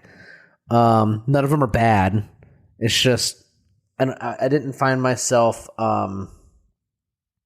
as drawn into as many episodes as I was the first season. So I mean, if we're going to are we going to just go down the list of these? I mean, I think let's save that for spoilers. Okay, that way we can kind of get into the more of the specifics of them. Let's just keep it to generalities now. I mean, you can certainly compare it, as you obviously have to some extent. You have 9 episodes in season 1 to the 9 episodes in season 2. Which do you like better? I mean, I don't know. I mean, season 1 was what I mean. You had, maybe not. So 5 out of 9, 5 out of 9 episodes from season 1 were bangers, like really good. Stood out. Yeah, good. Yeah. So if we go down the list on this one, we got 9 episodes, and I watched it fairly recently, and I can't straight up remember some of these episodes. It was like, I don't know what this one is. 1, 2. This isn't the best captivating conversation here I'm having. Hold on, bear with me while I count. All right, give him a few minutes. He needs to count to 9, or at least to a number less than 9. I guess this one's got 7.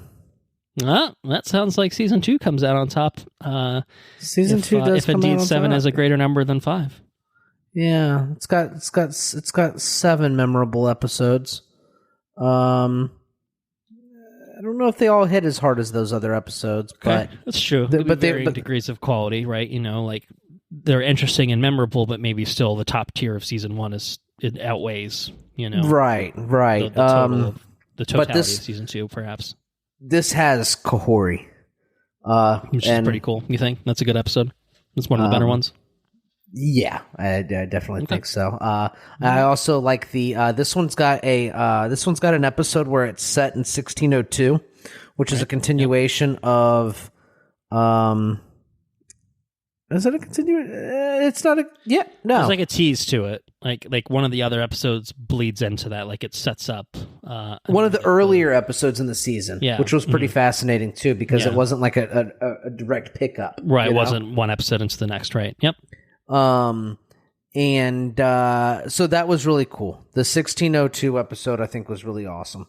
I will say that I think the other season, the tie it all together episode for the season episode 9, and season 1, that 7, 8, 9, the way that those 3 episodes kind of like coalesced, I guess, or whatever, they came together and put a bow on the season. I think I think that last episode was stronger than the way that this one concludes. Okay. Yeah. Yeah, I could see that. So, it's kind of my crash course. I think. We'll get into the specifics of each. I'm curious what your 2. I don't want to say misses, but certainly lower tiered ones are.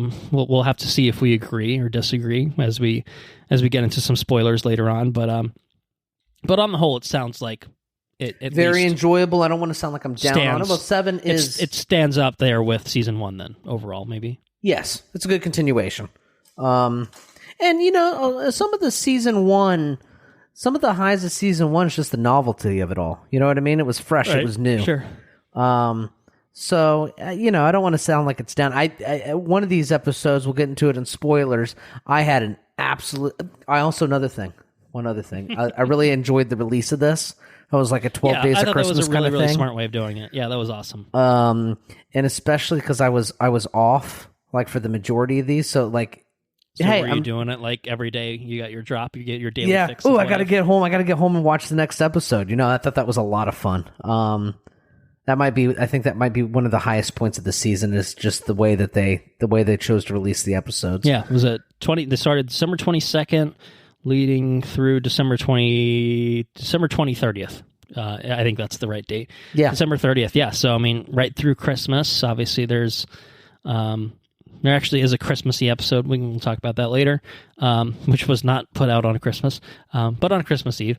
Yeah. So close enough, good enough, right? But yeah, no, I totally agree. As someone that did not watch it on that schedule at all and came to it a bit later, and had a few times where I had to watch 2 or 3 in a sitting. I loved the way they did that. I would have preferred to have watched it that way, I will say. But we did a lot of traveling around that time, so yeah, it's tough. So we weren't sitting at home. It never quite happened until we could find the time once we got back home and all that. But yeah, I love that. It's a really, really neat idea. I hope that they do something like that for season 3, whenever we do get season 3. But yeah. And I think last year Disney Plus did the was it no, it wasn't Hawkeye. Was it Hawkeye? It was Hawkeye, wasn't it? I think Hawkeye was 2022. We got the Guardians Holiday Special last year, and then Werewolf by Night a few months before that. So I think that's kind of what we got in terms of like fun, not full on, I guess big, mainline series or whatever. Anyways, so I really enjoyed the episode release, and how about the animation? Any thoughts on the animation remains a very high point in this show. I enjoyed the animation in season 1. I am continuing to enjoy the animation in season 2. I thought it looked a little sharper. I mean, obviously, it's newer and theoretically things get better. Yeah. The later that they happen, but I maybe I'm just working from memory and misremembering, but I do feel like this just looked. I thought it looked really nice. Yeah. I feel like there was some jankiness sometimes here and there in season 1, to my recollection again, but here it felt really smooth and well done. And Jeffrey Wright, we got to give it up for Jeffrey Wright. Dude's awesome. Jeffrey Wright's incredible. He's totally awesome. Perfect voice for the watcher. Yeah. Oh. I read that episode 1 was written by Matthew McConaughey. So what? It's Matthew Chauncey. Matthew McConaughey. McConaughey. Yeah. Right. As far as out there things, I mean, yeah. As I say, you don't have to drag this out. You can give me a recommendation. You can tell me what you want to say. A lot of the things that we probably really have to say in non-spoilers are really a lot of the things we probably said when we talked about season 1. Minus the novelty to some extent, right? Because we're getting a lot of new stuff here. We're also getting some characters returning and all that. But the freshness and the neatness and the newness of it has worn off a little bit to some extent. But it's just now it's about upholding the same quality and That's type right. of shit that we've seen to this point. So is it more of the same in a good way? Is it, stepping its game up? Those are the kinds of things that I think about when we come back to something really especially like this, season 2 from season 1. So anyway, all that to say, hey, say what you want to say. We got a recommendation. You got other things that stand out to you. But whatever. And then we'll really. I know you're itching to talk about specifics, and I do want to do that in spoilers. So yeah. So recommendation for this show is if you enjoyed season 1, definitely watch season 2. It's 110% more of the same zaniness and just out there kind of ideas. How creative can the writing on this show be, right? How creative can this show be? And what's really cool, I think, it displays an understanding of the characters when you can that's a good point. Yeah. When you can pick them out and put them in a totally different environment, and they still they remain the same. You know what I mean? So, like I said, it demonstrates a real critical understanding of the characters. If you take somebody like Tony Stark or whatever, you know what I mean? These baseline characters that we've seen in many movies across over a decade. Over a long time, and it still feels to the audience that, even though this character's, in the past or in the future or on a different planet or raised by a different person, if they're raised by a different person, how does that change the core personality of this character? Nature versus nurture. Yeah. What's it all about? Yeah, what's it all about, man? It's cool. Like I said, it demonstrates an understanding of the characters that we know and understand and love, and people that we've been around for a long time. So, more of the same, a lot of fun, and there's some really, really good episodes in here. So I think so too. Yeah. Watch it so they make more of it. That's my This is just such a fun addition to the MCU, right? I mean, no one here is worried about it setting up the next big thing. It's not, but it's really fun because it's just cutting loose and going wild with a lot of these characters, a lot of these concepts. But at the end of the day, it still is every bit of part of the MCU as anything else is, because we're talking about a multiverse of possibilities. Yeah, so it's true. We're probably not going to get a movie that's focused on, this version of one character. But we've even seen little things where in like Captain Carter was introduced in season 1. Then we saw a slightly different version of Captain Carter in Doctor Strange in the Multiverse of Madness. And I say different version because that one got killed, and this one's at least okay as of the end of season 1. Right. And makes an appearance in season 2 such that they did not die in Doctor Strange. But that's this, and again, this is just really the perfect way to do it. It's still meaningful because it's the characters you care about. I think you made a really, really good point there. It's just you like this character already. Let's do something different and new and weird with them, and see how they respond, and see how you respond to how they respond. It's just a really, really, that's the core concept of What If, right? But it's really fun when it's done well, when it's taking beloved characters and doing something fun and interesting, and doing it in the way that it feels like, oh yeah, that is how Tony Stark would be, and X, Y, given Z. X, Y, and Z, exactly. And that's the fun of the show. And it's brought to life, very colorful animation and everything. Yeah, I think it's it's such a fun show that I think for a lot of people is probably a harmless, mostly pointless kind of diversion. But I think for people like you and I, who are very much into these characters, who like this world and like seeing crazy, weird shit with this world, it's really, really, it's even more satisfying, right? And it doesn't have the weight of a lot of the expectations placed on it and the way that other things kind of do. feels like a stuff comic that book won't- show. You know? Yeah, it feels more unabashedly comic booky than even. I mean, and the MCU has kind of made its name on the fact that like we're not afraid to be comic booky, but this is still kind of next level shit. And we've had movies that are like kind of in that sphere. Like, I mean, Infinity War and Endgame are fucking comic booky as shit. Like, Yeah, they are. unabashedly, you know, and some are more restrained. Winter Soldier's more restrained, right? You know what I mean? Still really good, and it's a really effective thing. The original Iron Man it's comic booky, but it's also still restrained and practical. Sure. This is full on. This is full tilt in the comic booky sort of realm. Not in a Flash, you know, the Flash sort of way. Not in a, you know, I don't know, some other bad example that we can spout here. But in a way that it honors what the characters are, what the worlds are, what you know, and it flips things on their head in a I think pretty interesting sort of way. And it's to varying degrees. We'll get into that too. Like, some of these concepts are just more interesting than others. And that may be my personal opinion that you may not share. We may have this, you know, we may say, 7 out of 9 are really good. And my 7 might be different from your 7. I don't know. It'll be an interesting conversation, though. But we'll get into that. Hit or miss. You know, we'll probably do that for spoilers. Like, was this your jam? Was this not your jam? Why not? That sort of thing.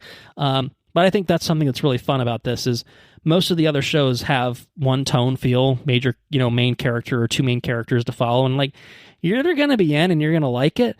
But this has that sort of anthology sort of thing where it's just like, yeah, you didn't like the first episode because you don't care about such and such. But like, you like this other character and you get a whole thing about them and you like this other setting. And then boom, you've got these two things smashed together. How fucking cool is that?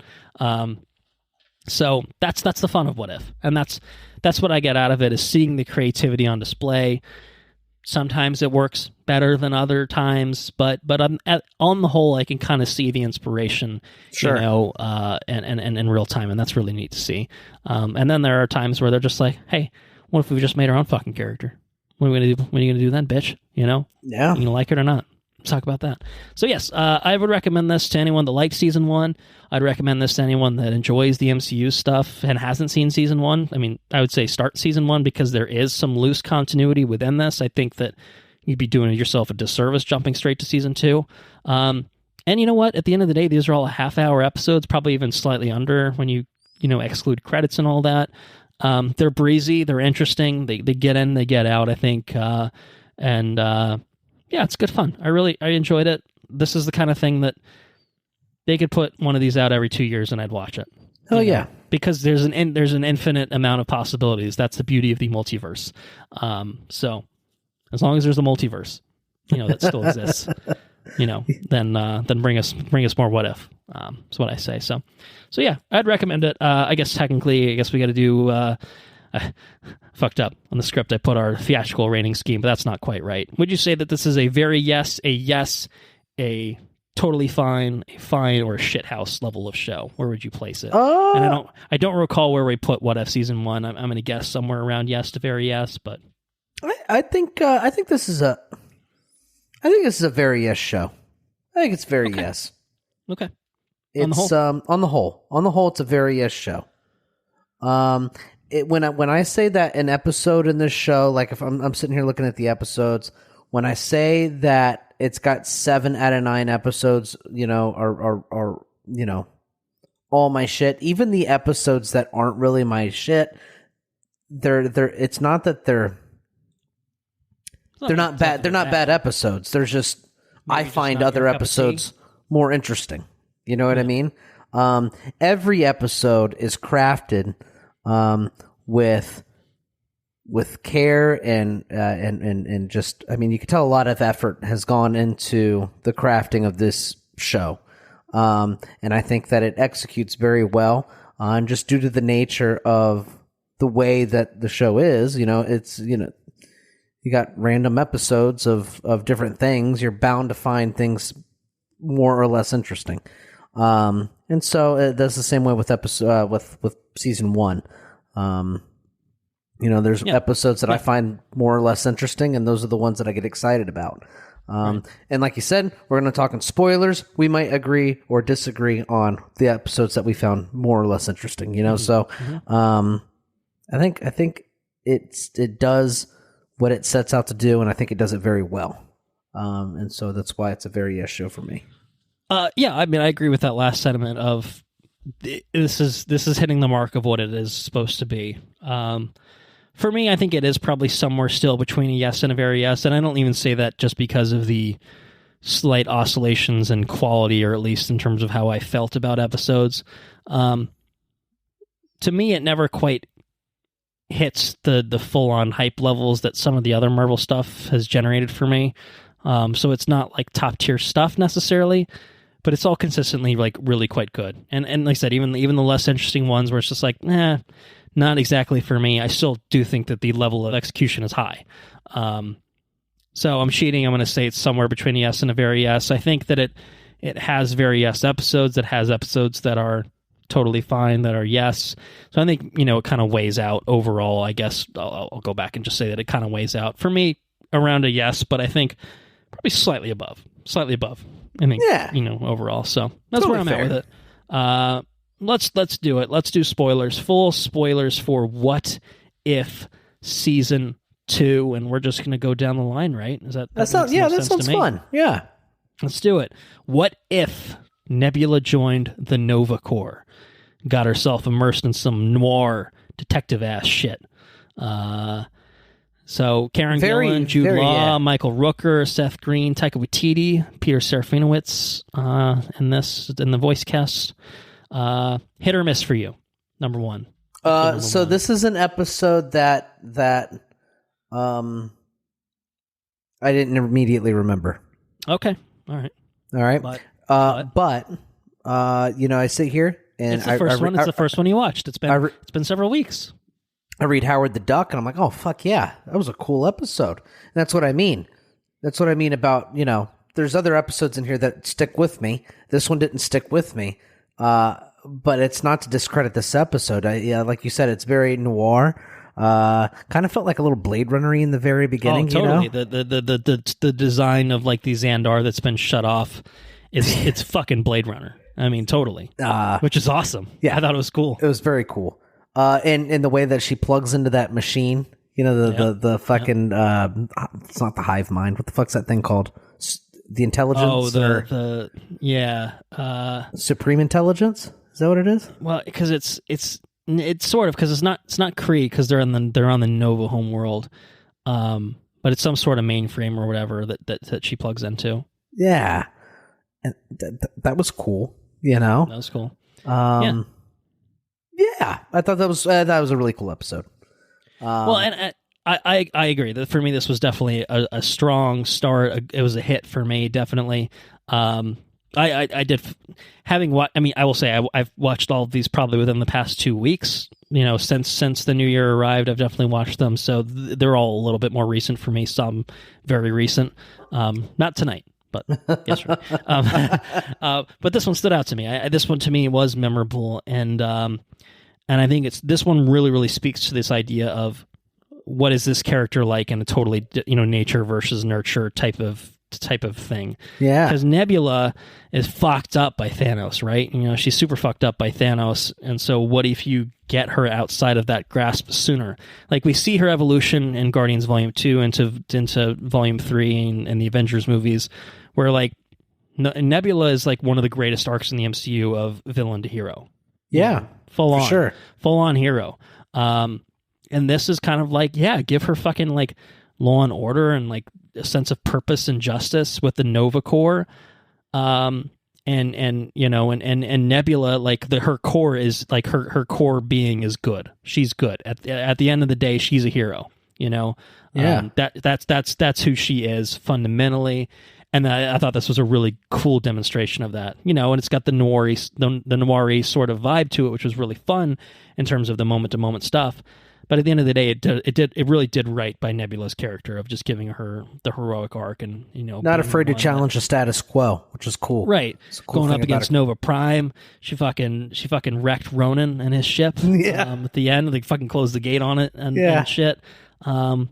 But yeah, Nebula's a fucking badass, man. Yeah, she is. This episode did a really, really good job of that, of showing like Nebula as the the hero of her own story, which was really, really awesome to see. So I like this one a lot. This one was a hit for me. So running tally, I'd say 1 for 1 for me. 1 for 1 for you in terms of how it hits. So yeah, any other thoughts for you for this episode? No. We have well, I mean, in lasting impressions, I would say I'm 0 for 1 so far. All right, fair enough. All right, well, how about moving on to episode 2? What if Peter Quill attacked Earth's mightiest heroes? Baby Peter Quill, little baby. It's just a little baby. This is the crux, the moment where this shifts is, what if Yondu actually delivered Peter to Ego instead of keeping him on board as a, and bringing him up as a Ravager? And that's where things pivot. Like, that's the pivot point for this. So if I cut you off for a second, but it sounds like you're like, what is this episode again? Were you feeling that a little bit, or yeah? I feel like this one was a. I'm 0 for 2 so far. Okay. Memorableness. Is that to say that the next 7 are the 7 you mentioned earlier, or? Yeah, I guess so. Yeah. Okay. All right. I was just curious. I didn't know if that was exactly lining up. If there were 7 that you liked overall, looking at it, or if you're rating the how memorable it was separately or anything. So yeah, no. This is so I'm reading it now and I can remember it. But yeah, it was just this one was I don't know. I didn't get too excited about this one. I think my biggest issue with this one is it's basically just Guardians of the Galaxy Volume 2. Like, there's really the actual plot and how it plays out is very, very similar. With some slight differences, obviously. Ego comes to Earth instead of things happening on Ego's planet. But it is kind of the same concept of, like, I'm Ego, I want everything to be me because everything else is not as good as me. And it's like, I'm doing Ego-like things to accomplish this goal.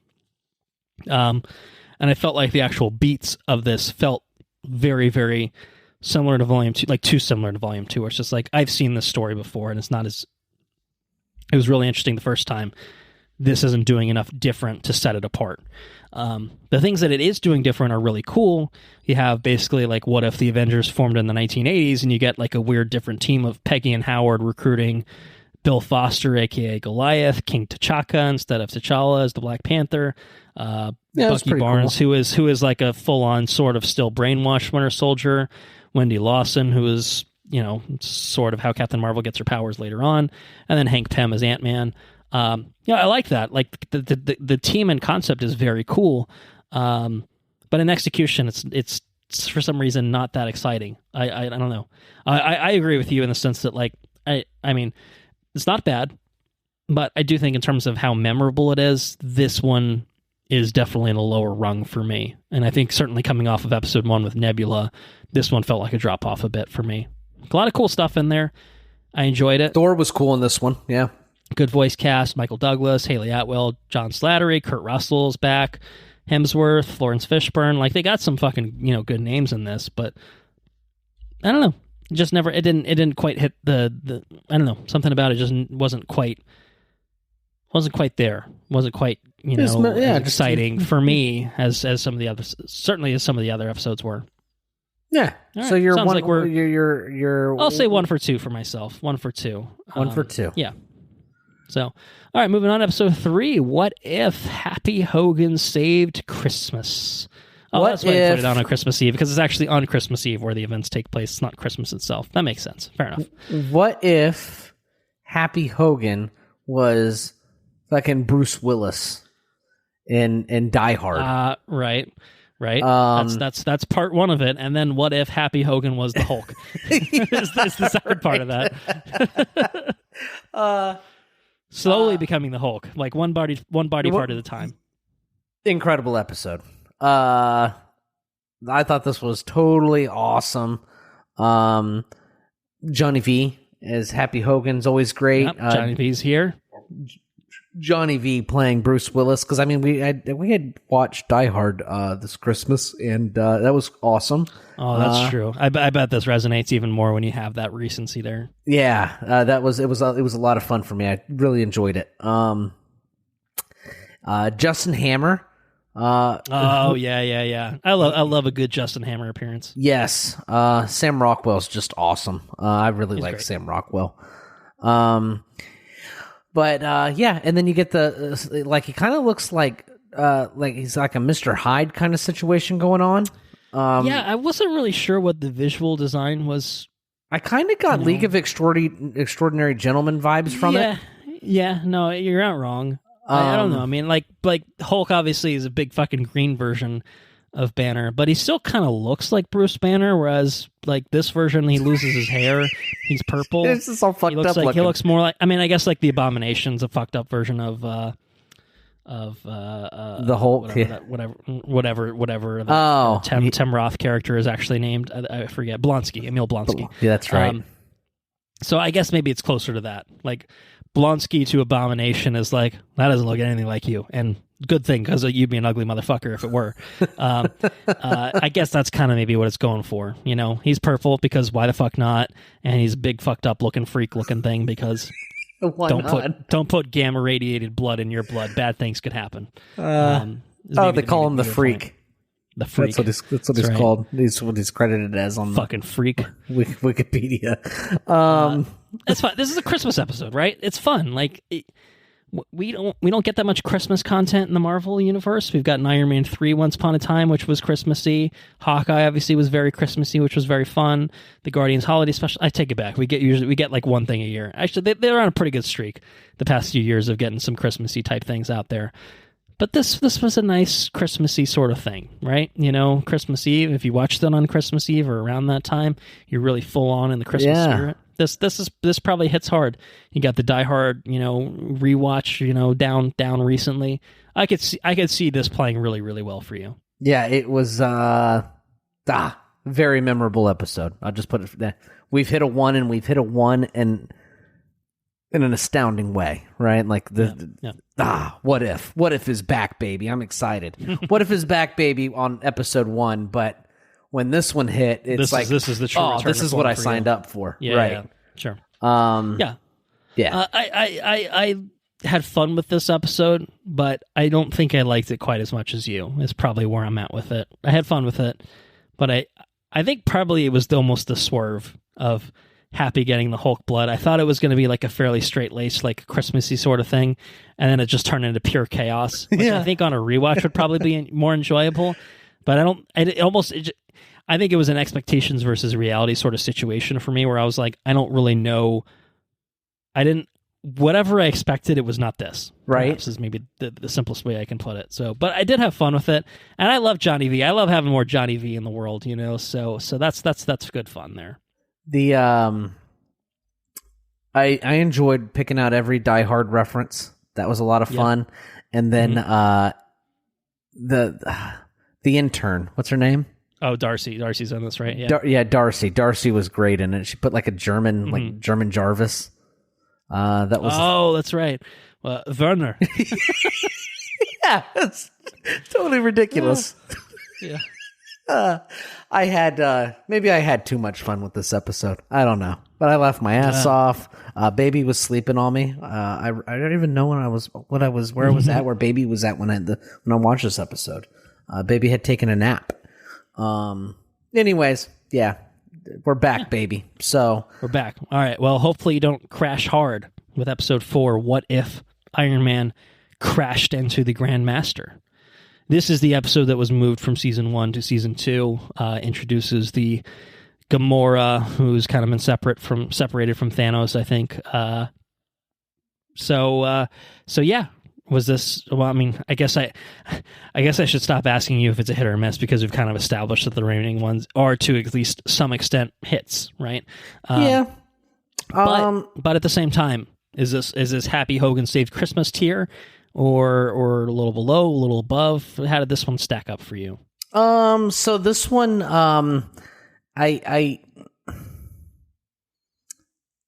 this one's it's not Hogan Saved Christmas. Tier. It's this one was a lot of fun. Speaking of Mad Max Fury Road, we got some Fury Road ass. Absolutely, for sure. Not quite as Fury Road, not quite as impressive as Fury Road necessarily, but certainly the inspiration was felt. And it was interesting to see Tony out of his element on a planet where nobody recognizes him or knows him or anything, but he's still Tony Starking about, you know? I thought that was a lot of fun. He still wins everybody over with like just pure charisma. I enjoyed all of that. Also Jeff Goldblum, because, you know. Jeff Goldblum was awesome. Fucking Jeff Goldblum's. The dude was having a grand old time, and, well, I say grand old time because he's the Grandmaster. That wasn't necessarily an intended pun, but I meant it. Smiling at his face in his statue was hilarious. Yeah, it was good. I like when, a few of these have mid-credits like scenes. This one was one where he's melted at the end, and then he's like still talking, and I was like, just, I don't know, something about that just feels right. Just feels perfect. Is it? Yeah, he starts melting. He's. Yeah, just this fucking.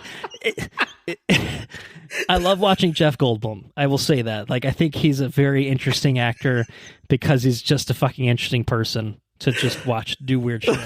But his mannerisms are just so. You nailed it, right? You know, just like, and it translates from watching him to just listening to him. Like, Jeff Goldblum should do a podcast. If he hasn't, I'm sure he's done some version of it, because he did that Disney Plus show where he's like, I'm Jeff Goldblum and I'm looking at a thing. These are how shoes are made or whatever. You know, it's like, you know, but this is a sneaker. Something about it is just so. He's a national treasure, is what he is. Yeah, he is. He really is. Right. He's just a blast to listen to. Jeff Goldblum ASMR or whatever. That'd be excellent. Yes. I'm fine with it. I think that's a great idea. Where do I sign up for that? Yeah. So, anyways, memorable. That's a memorable one for me. Definitely memorable. I will say definitely memorable. I had fun with it. It's a little bit Mad Max Fury Road, but you know what it also is? It's a little bit pod racing. It was a little bit absolutely. It's a little bit pod racing. All the fucking cars breaking and all, you know, definitely pod racing. A little bit more violent pod racing, perhaps. I think everyone seemed to fucking die. Good Valkyrie inclusion. Taika Waititi was funny in this whole season. I really liked for sure Korg popping up here and there. Not just here. I think he's in other episodes too. But because in episode 1 he was with the duck. Yeah, exactly. In the casino. Yeah, it's funny there. Very funny. That's a fun episode. This one it moves quickly. It's got a lot of like really cool set pieces. You know, I think some of the other ones are a little bit more character driven. This one I think is to a certain extent because it's Tony Stark fish out of water scenario. But the set pieces are really, really good here. I didn't get a whole lot out of the Gamora, version of Gamora in this, which is kind of surprising because like that's the version that we see at the end of season 1. And I thought there would be more of a, I mean, she's certainly a part of this episode, but I thought there would be more prominence given to her character. Whereas Tony was really, to me, the lead character in this, you know? Right. Like it's I mean, I guess it's because it's not interesting because that's just regular Tony. Like it's Avengers Tony, still Avengers Tony, whereas this is a Gamora that's been, shaken loose from her, her trajectory compared to the regular MCU or something like that. Right. But I don't know. I thought there would be a little bit more there, and I was a little kind of disappointed. I also will say, I mean, a lot of these characters, they obviously got a lot of the regular voice actors back, but like, Robert Downey Jr. is not coming back and voicing Iron Man. You can tell, you know what I mean, that it's not him, but it's a good enough impression that it doesn't really bother me. I felt like with Gamora, for some reason, they didn't even try, and it was kind of jarring to me that it was just like they just cast someone that wasn't even trying to sound like Gamora. Like, I don't know. I think if you're going to do something that is like this, that's animated, the voice is driving a lot of those characters, and it's like if this doesn't even feel like the same character, then I'm not buying it as the same character. Like I don't blame Robert Downey Jr., Chris Evans, Zoe Saldana for not fucking sitting in a voice booth for a couple hours recording some bullshit. But like I don't know. I just wish in the way that like I mean like if I asked you who voiced Black Widow in the other episodes, would you say that it was Scarlett Johansson, or at least someone that sounded like Scarlett Johansson? I guess it's been too long. Yeah. All right. Fair enough. But I don't know. I just felt like with the others, it was just like, yes, this is clearly evoking this character. And then this Gamora was like, who's this lady? I don't know her. I don't know. Anyway, other thoughts for you, episode 4? No, that's it. I just had a lot of fun with it. Well, it was fun. It was a very fun episode. Well, what if Captain Carter fought the Hydra Stomper? A little bit of a sequel episode here. This is like it's basically like the Winter Soldier version of basically doing the Captain America, the Winter Soldier, the direct sequel to the original Captain Carter episode, which was the first Avenger riff, right? But also injects the Black Widow with a dash of Black Widow. It's like Winter Soldier for half, and then hard pivot into being a Black Widow riff, which I actually thought it stuck the landing. Yeah, I agree. Like it was like, all right, they're just doing a Winter Soldier thing. Steve's in the Hydra Stomper armor, and he's twisted or whatever because he's been brainwashed. But then when they went full Black Widow with the Red Room, and it's like, all right, I mean, like that's different. They changed it enough that it felt like, all right, this keeps it a little bit more fresh and it's interesting. And what I like is it's taking multiple eras of the MCU and smashing them together. Yeah. Like Black Widow as a movie kind of felt like it didn't really need to be in Phase 4 based on its timeline and like what it added to the story. But in like the same way that like one of the later episodes smashes like some Shang-Chi characters with other characters, like it's like, oh, this is fun. Like, at the time that Captain America the Winter Soldier was made, they hadn't contemplated the story of Black Widow. They hadn't really contemplated too much. Right.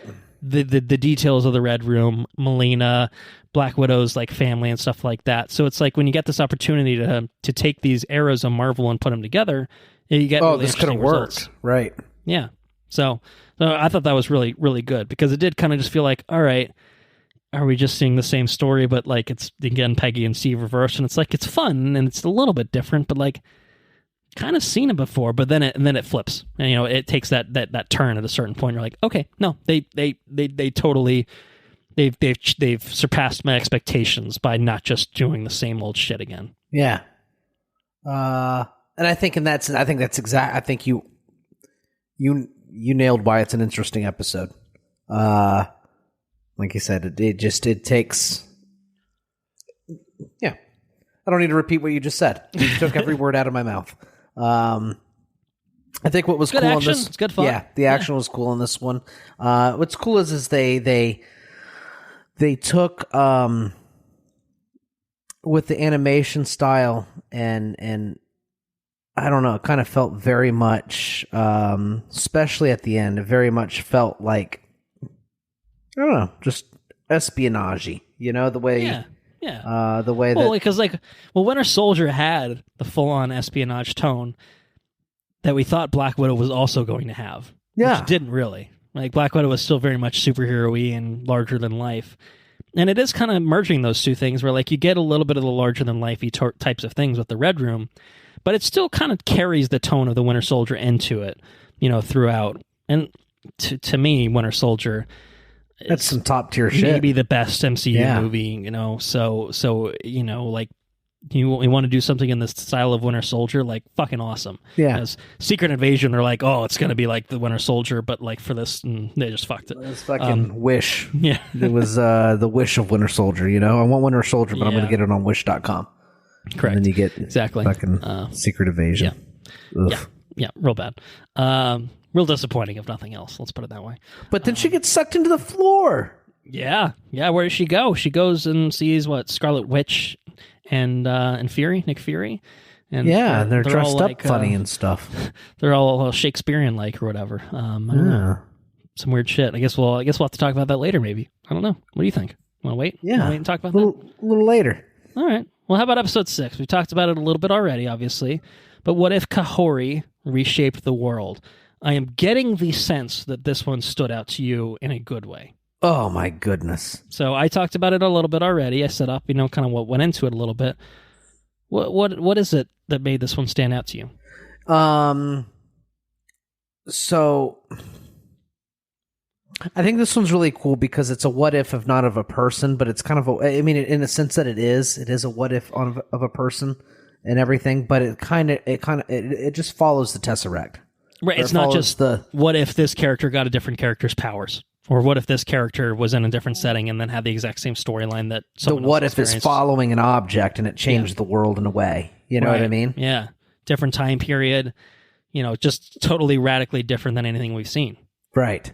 Not only is it radically different, but it feels it's like, when you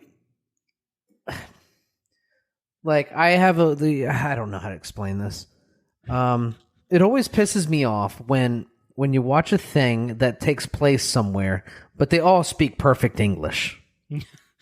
Sure. I feel like there's I've been listening to some people's reviews of Napoleon, which neither of us have watched, I don't think. Yeah, but are they speaking English or are they speaking French? They're speaking English, and not only are they, there's like there's a few ways you can do it, right? You can do everyone just speaks in their native tongue. It is what it is. You can do accents. You can do everyone speaks in a French accent, and that's the code for they're speaking French. They can just speak straight up fucking French and subtitle it. Or you can do what Napoleon apparently did, and everyone is just talking with a British accent, even though they're all French. Which again, they just got it totally wrong. Right? Oh, it's like that's not even like a Valkyrie situation where it's just like Tom Cruise is just Tom Cruising about, and it's fine. It's understood. Or that one did the Hunt for Red October thing where it starts in the language and then drifts into English, and it's like, you get it. We don't need to make Tom Cruise speak German the whole time. It's fucking ridiculous.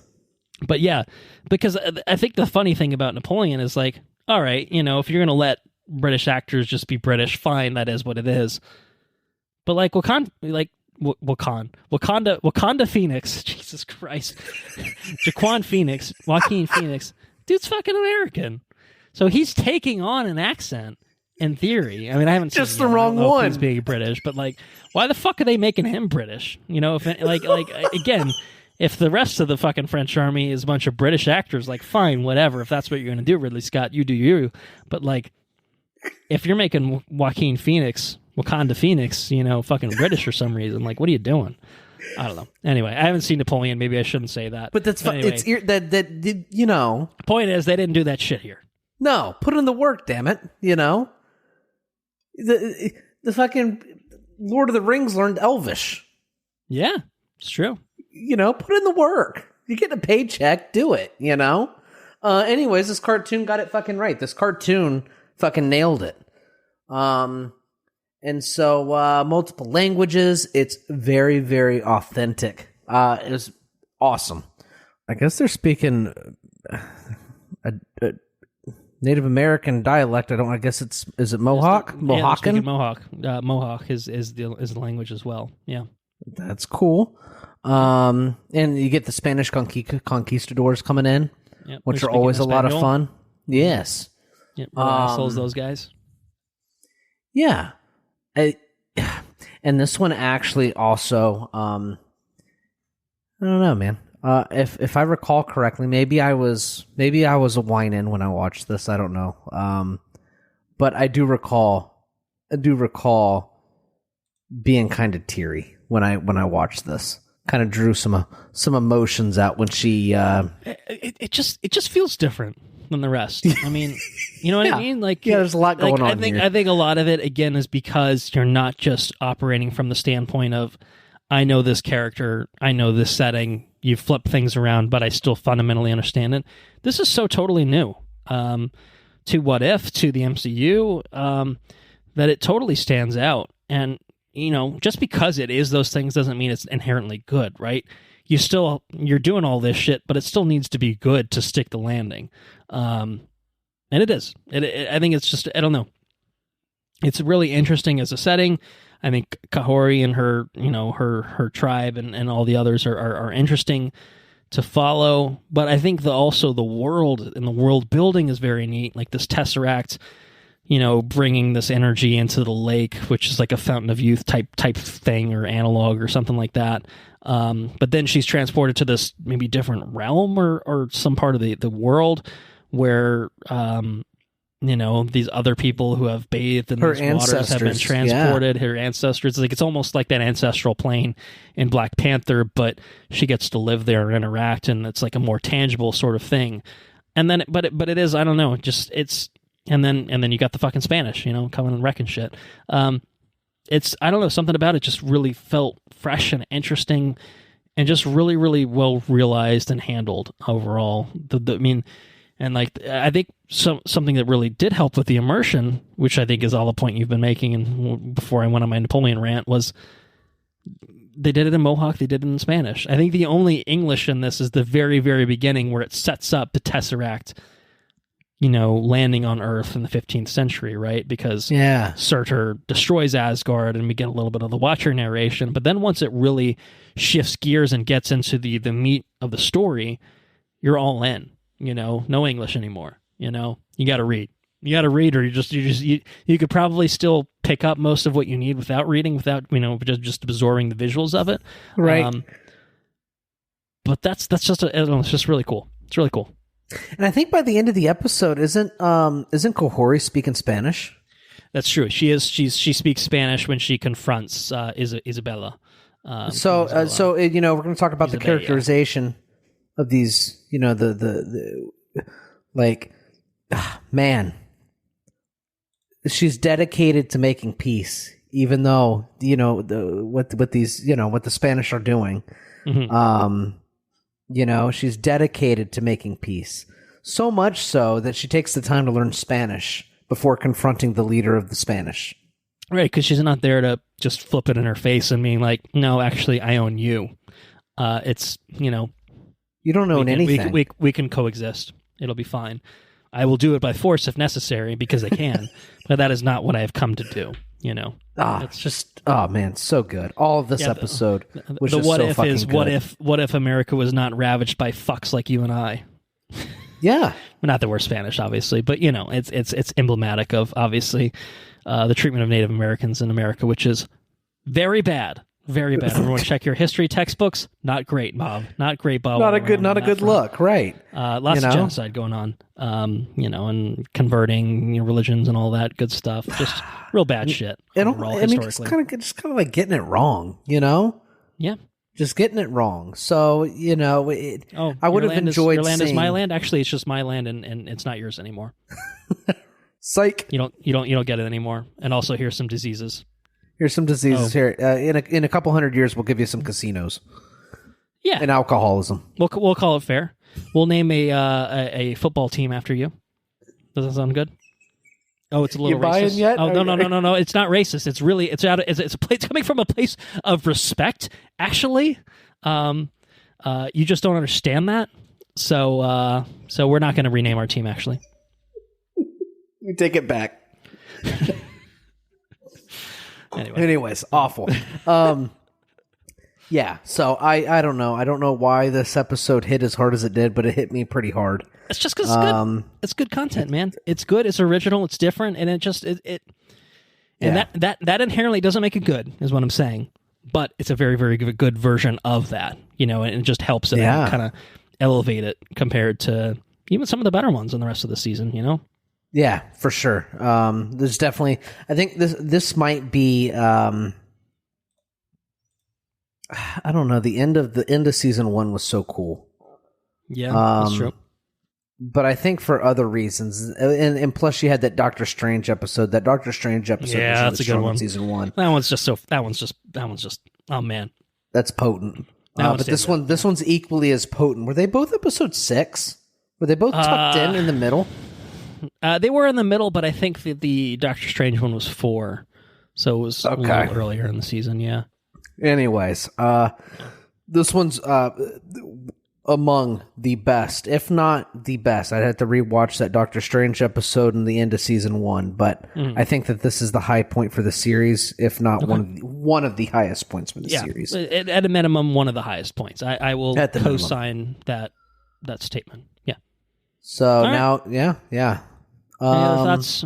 Episode 6? No. Episode 7, what if Hela found the 10 rings? What if Hela bad, but not bad anymore, but instead good? What if Hela, but instead of wearing black, she wears white at the end? Oh, that was pretty cool. Oh, that was pretty cool. I took that hook, line, and sinker. I thought that was pretty neat. I like this one a lot. I totally... Look, number 1, said it already when we talked about Lord of the Rings, Cate Blanchett. I mean, she's got a great voice, She does the prologue in Lord of the Rings. She's just great. She sounds great. I appreciate her coming back. She's definitely the caliber of actor that I'd be like, hey, you don't want to come back for some what if? I respect that. I get it. but you want a paycheck? I appreciate that too. Yeah.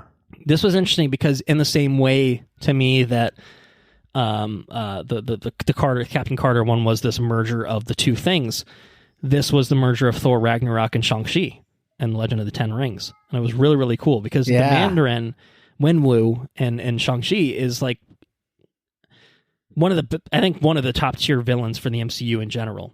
Just a really, really compelling character. And this does the really cool thing because the thing that makes Wenwu so villainous and Shang-Chi hasn't happened yet in this world. So he's got the 10 rings. He's got kind of this army, but he's not fundamentally bad. And really, it's the same thing kind of with Nebula, and I think it's a little bit different. I think Nebula's still definitely more heroic overall, but Wenwu is not necessarily villainous by trade or by nature, maybe a little bit by trade. But and Hela is kind of the same way. Like you have these two characters that are really almost in parallel with each other, where Hela obviously has this bloodthirst, and she's Odin's kind of weapon, and then she's betrayed, and she gets put in the Thor from Thor 1 situation of losing her power and having to experience humility, and whoever wields this helmet shall. Or no mercy, I think is what he says. No mercy. Whoever knows mercy shall get the have the powers of hell or whatever. The enchantment stuff was really, really well done. I thought that was very cool. I liked that a lot. But these two characters that are like, if you cut them off before they are too far gone, maybe that's enough, right? Like maybe that's enough to let these two characters be the best versions of themselves, even. Maybe, and that's a really, really cool concept of taking these two villains instead of them just being, look at how fucking bad we could be together, which is a very traditional type of thing. It's like, no. What if we, do enough for each other that we bring out the best in each other and like everything's okay, like we're okay, It's kind of neat because it really is almost bucking what you would expect this to be of the forces of Odin has to fight against Hela and Wenwu together. Hela and Wenwu you would think are the villains, but really Odin's a fucking dick in this story and he's the villain. Right. It's just really cool. Anyway. What if just one little thing changed? What if? That's it. Yeah. Instead of hell, we send her to Earth. It's I don't know. Give her a chance. And I think it really picked up on some really cool stuff from the Ten Rings too. You know what I mean? She goes to that place. I can't remember what it's called. Talo, the other realm. Yeah, and learns how to work the wind and stuff. She gets escorted there by Morris, the faceless, maybe buttless creature. I'm not sure.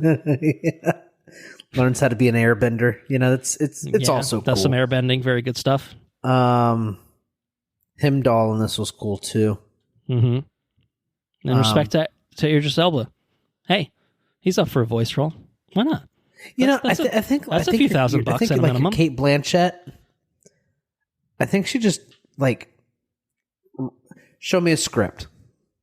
Yeah, she's a show me a script. And also, kind of person. This is one episode. I think she's technically in 9, but for 2 lines. But this is an hour. This is an hour in a voice booth. You know what I mean? Is RDJ? I don't think RDJ is RDJ didn't come kind back. Of guy. You know what I mean? No, but I think the difference to me, to some extent too, is with RDJ, with Chris Evans, with Scarlett Johansson. I think they have a sense of finality to their Marvel stuff, where it's just I don't want to come back and fucking voice Tony Stark for an hour and some shit that isn't the real version of my character. Whereas Kate Blanchett did it for a movie. You know what I mean? Idris Elba's done it for several movies, obviously, but always in smaller roles, not the big thing, right? To me, and that's the one of the bigger differences overall is, who of these still feel investment in this universe, or just I had fun with that for the few months that I did in that one movie. I'll come back and do a day. I'm going to get paid for it. Money's good. I like money, obviously, too. But this is something that I don't need to do necessarily for my career, but I could do it, and why not? It might be a bit of fun, and maybe it is just oh, this is fun. What if Hela wasn't fucking awful and evil? Okay. All right. I'll give it a shot. Yeah. I really enjoyed it. So I thought it was an cool awesome episode. Fuck yeah, it was. Animation was cool too. Mm-hmm. Yeah. Like that fight at the end where he kept throwing the rings over the staff. Yeah. 10 rings are badass. They're fucking cool. It feels like, Shang-Chi came out, 2021? It just feels like we've had so little follow-up to that, and that feels like a really big missed opportunity. Exactly. MCU-wise. Yes, for sure. And this highlights that. It's just like, oh yeah, that movie was really fucking good, and we've seen nothing from it since. Why? I don't know, man. It feels like large. The MCU movies have just been. It's been a wonky deal, wonky ride for the last little bit. Yep. All right, 2 more. What if the Avengers assembled in 1602? So this is somewhat following up, I think, what Peggy showed up, with these Shakespeare-looking fucks, and this is the follow-up to that. I think loosely based off of a comic book. I think Neil Gaiman did like a 1602 Marvel for run. real. I didn't know that. Yes, can't say I read it, although I do think I have a trade paperback of it somewhere. It's called Marvel 1602. It's an 8-issue comic book limited series, 2003, written by Neil Gaiman. No way. Yeah, yes way, indeed. So it's definitely going to be my shit. Then I got to try to pick that up. This is basically the general concept of what if Marvel characters in 1602, and then it has no relation to it otherwise, from what I understand. But this is still its own thing, which I thought was a bit of fun. How about you? Yeah, I thought this was awesome. I think we you still get the. It's interesting that Happy Hogan is. Oh yeah. He's here, but he's still the freak or whatever. Oh, because it's like there's some temporal bullshit going on that is causing 2 different universes to collide. Right? Is that what it was? I could never figure out why. I think that's what it was. So theoretically, it's pulling the freak from the freak episode that we saw, but for some reason, someone has fucked. Someone is not supposed to be there, and it's causing these anomalies that has merged these 2 universes for some reason. So you have a lot of these modern characters in the 1602 setting. I think that's the conceit. I think. Is that what it? I watched this one yesterday, so I should have it fairly fresh in the memory banks, and I think that's the conceit. Okay. I do say so myself. It was cool. I liked it a lot. It was cool. I loved Loki in this. He was awesome. Tom Hiddleston getting to just do Shakespeare shit all the time. Yeah, that was Fantastic. Pretty fun. I did enjoy that. I enjoyed Happy Hogan. I enjoyed Scott. I enjoyed Ant-Man. Scott Lang. And yep. Who was he fucking arguing with the whole time? Was it Bucky? Yeah, I think he's arguing with Bucky for a bit. And we also get Steve Rogers as Robin Hood as well. That was awesome. Mm. And I thought it was funny how she not Captain Marvel. What the fuck's her name? Peggy Carter.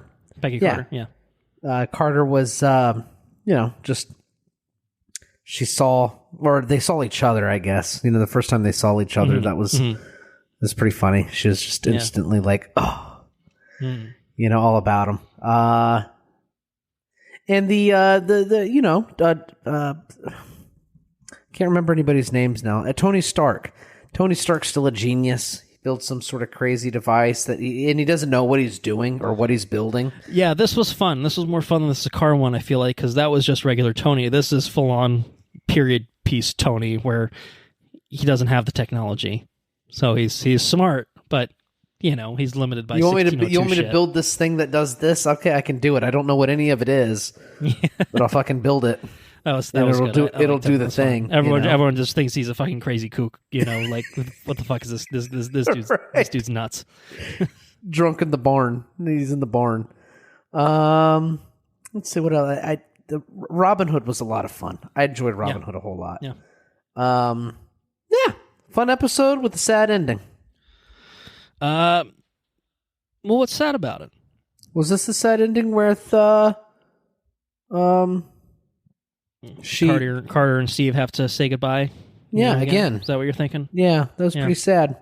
And then she's like stuck in the time, right? Until somebody comes and saves her. She Doctor Strange says, "What if I took you to my home?" That's my Benedict Cumberbatch English to American accent. It's pretty good.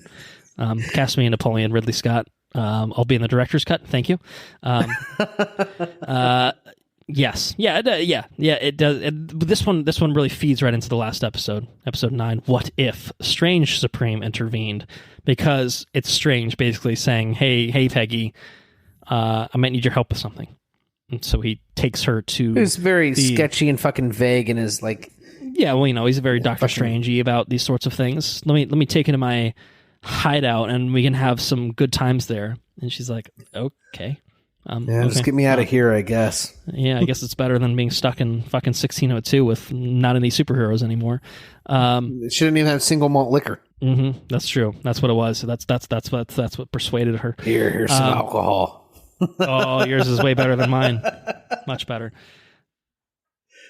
You got it. So you just got to do the Dr. House voice. That's the key. That's the key to doing a Benedict Doctor Strange voices. Might be lupus. No, see, I still can't do it. I can't do it. Might be lupus though. Could be. Can't rule it out. So this is Strange Supreme saying, I need some help. I've been imprisoning these motherfuckers, but it's all for a good cause or something like that.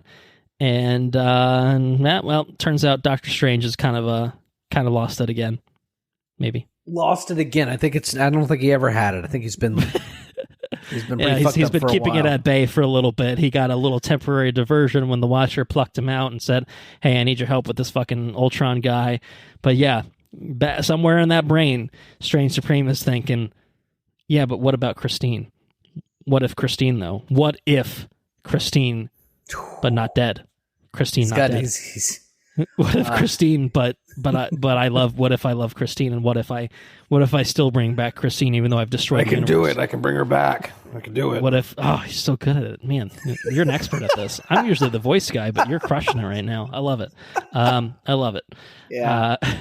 What if we get? What if we just remake this whole fucking universe with Christine in it? That's not a bad idea. I mean, yeah, I got to kill a bunch of people to do it. I got to kill a Kahori to do it. I mean, fuck her. It's not a big deal, Peggy. Why don't you just go along with this fucking plan, you selfish bitch? Yeah, go. Yeah, try to go get this. Go get her. Go get the Native she's American. Really she's extremely evil. You're a white person. You know what to do. You're British. You know what to do. You'll know her when you see her. You'll know her when you see her. Yeah, she's the one that's not white. Get her. Oh, God. No, that's funny. Who knew Strange Supreme was so racist? I don't know. So this episode, I think what about it? I think the conceit was interesting. Yeah, I agree. Yeah, I had fun with it, but it didn't end like it's not quite the same level, like hype levels that badass fucking full Infinity Stone powered Ultron has. That's right. You because remember the second that Ultron saw the Watcher? He saw the Watcher as this big fucking holy shit moment. Yeah. Yeah, that was awesome. I can't remember if that was 8 or 9, but I don't know, moment. But the Watcher is shooketh because he's like, what? Huh? Fuck? What? Yeah, that was awesome. To me, because the episode 9 of season 1 had the gathering of the Guardians of the Multiverse, like bringing all these people together. This had that to a lesser extent because you have Captain Carter, who seems to be kind of the main-ish character, if you have to call a main character of What If. She seems to be kind of the mascot, maybe, so to speak. And then you have her teamed up with Kahori, obviously against Strange Supreme, a former Guardian of the Multiverse. But to me, it didn't quite have the bringing all the elements together kind of thing that the others did. Like, there are references to it, like, there's like the Black Panther Killmonger is back. I feel like we see at least some version of Hela in this, but it's not like, let's get the band back together or bring a new team back together kind of thing. And I kind of get the sense of like, all right, we don't want to just do the same shit every season finale type of thing, but it is kind of hard to replicate those hype levels. But at the same time, I do think that the Captain Carter Kahori team up was pretty neat. It was pretty cool, and it was really well done. But it just didn't quite have the same level of impact as season 1 did. By the end, maybe. Yeah, it was still pretty cool though. I had fun. But it was pretty cool. And you know what? At the end of the day, Doctor Strange, that motherfucker did it. He brought back Christine Palmer. He brought back her universe. Too bad he's dead. But, good riddance, I think, perhaps, is maybe the way to do it. He was trying to get that British lady to kill a Native American. That's uncouth. I mean, let's just put it that way. It's very uncouth. It's a bit racist as well. Returns Katori home and brings Carter to Strange's restored universe, revealing he succeeded in Do you remember this, or is this so alluded he can to never memory? be reborn into it? I remember the end of it. Yeah, for sure. Okay. I was just reading. Theoretically, this is the most recent one you watched, bit. so you should remember this one the best of all of them, I would think. But that was I was getting a little strangey there for a second. It wasn't intentional. Trying to dial It's when I tried to do it intentionally that it got worse. I just wanted the record to reflect that. But anyway. What do you think? Other thoughts on episode 9? All of season 2? I'm excited about season 3. Where does it go? Season 3. Where does it go? So many. There's an infinite possibilities. I would say let's brainstorm it right now, but maybe we shouldn't do that. Might be here a long time. But we do know. I think I said as much earlier. We're getting an episode that was scrapped from season 2 and pushed to season 3, which is centered around the Red Guardian, which is David Harbour's character from Black Widow. Okay. It will also feature Bucky Barnes and Bill Foster. And they put out like a little teaser thing for it at some point. Which one's Bill Foster? Footage from it. That's Lawrence Fishburne's character from Ant-Man and the Wasp, Goliath. He's okay. Big guy. Yep. Cool. All right. That's that. What if season 2? Now, what if I told you that we actually have a listener's corner for this episode? Okay. All right. Let's see what we have on tap. Hey, Colton. Hey, Andrew. How y'all doing today?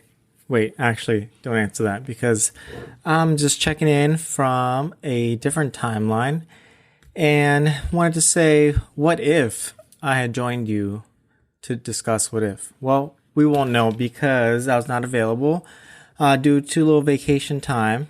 And I wanted to at least share some thoughts of what we talked about since this is a Marvel and MCU property after all.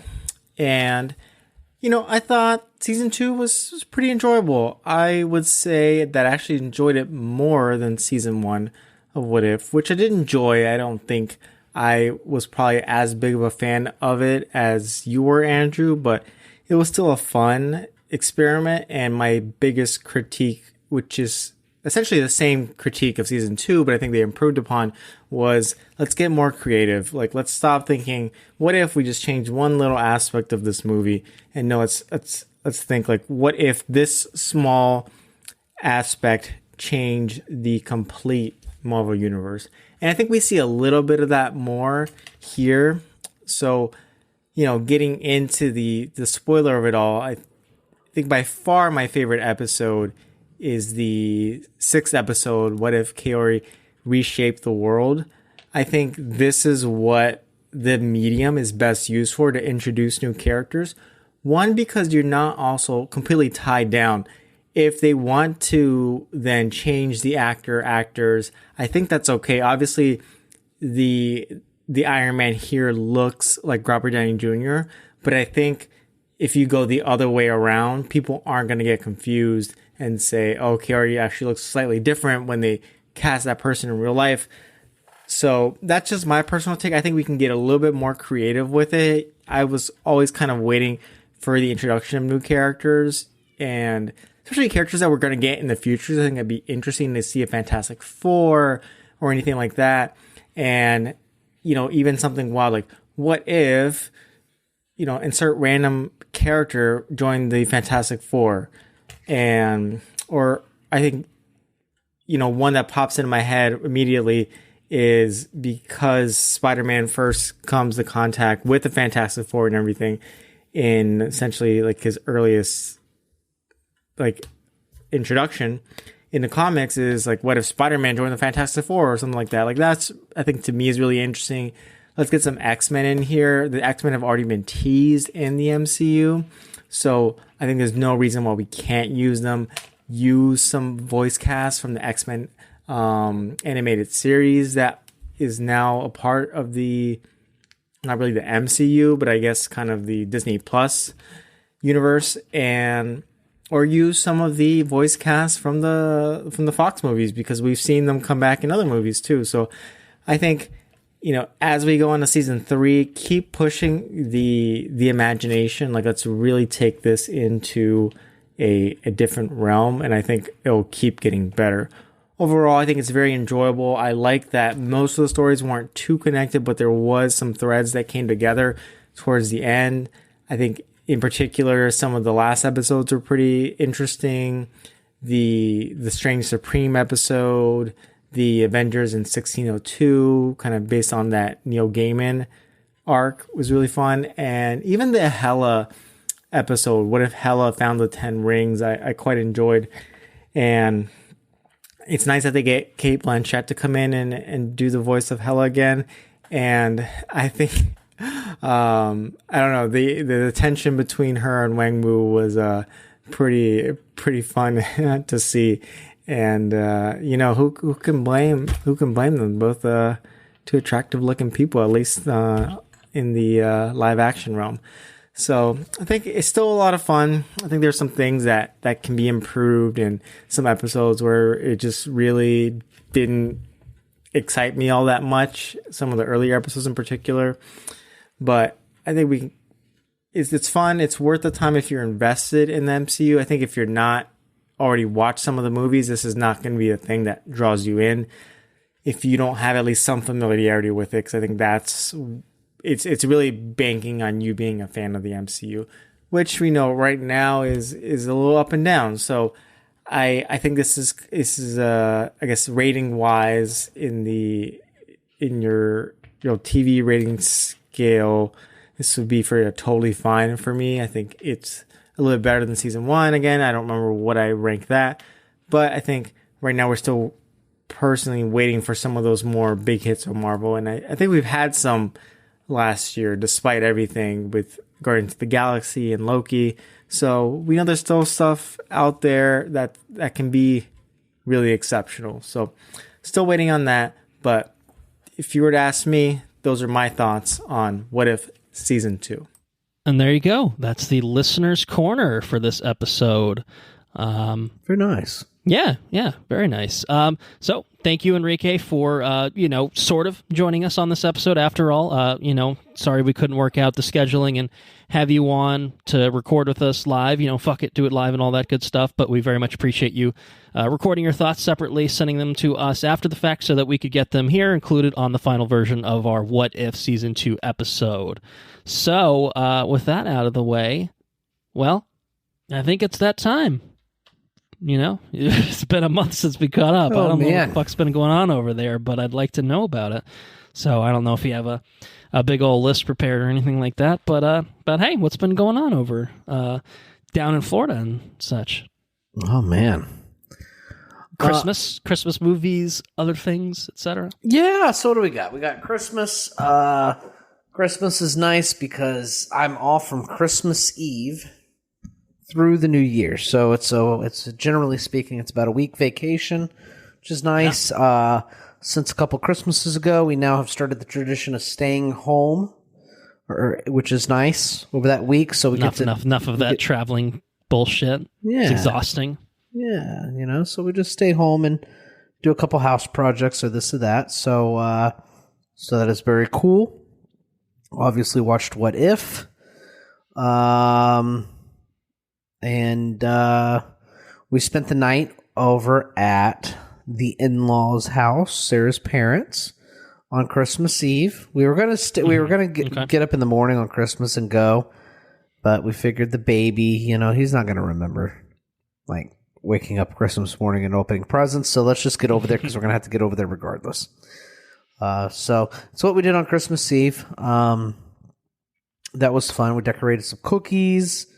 And I think I fell asleep in the recliner, which is very nice, very comfy.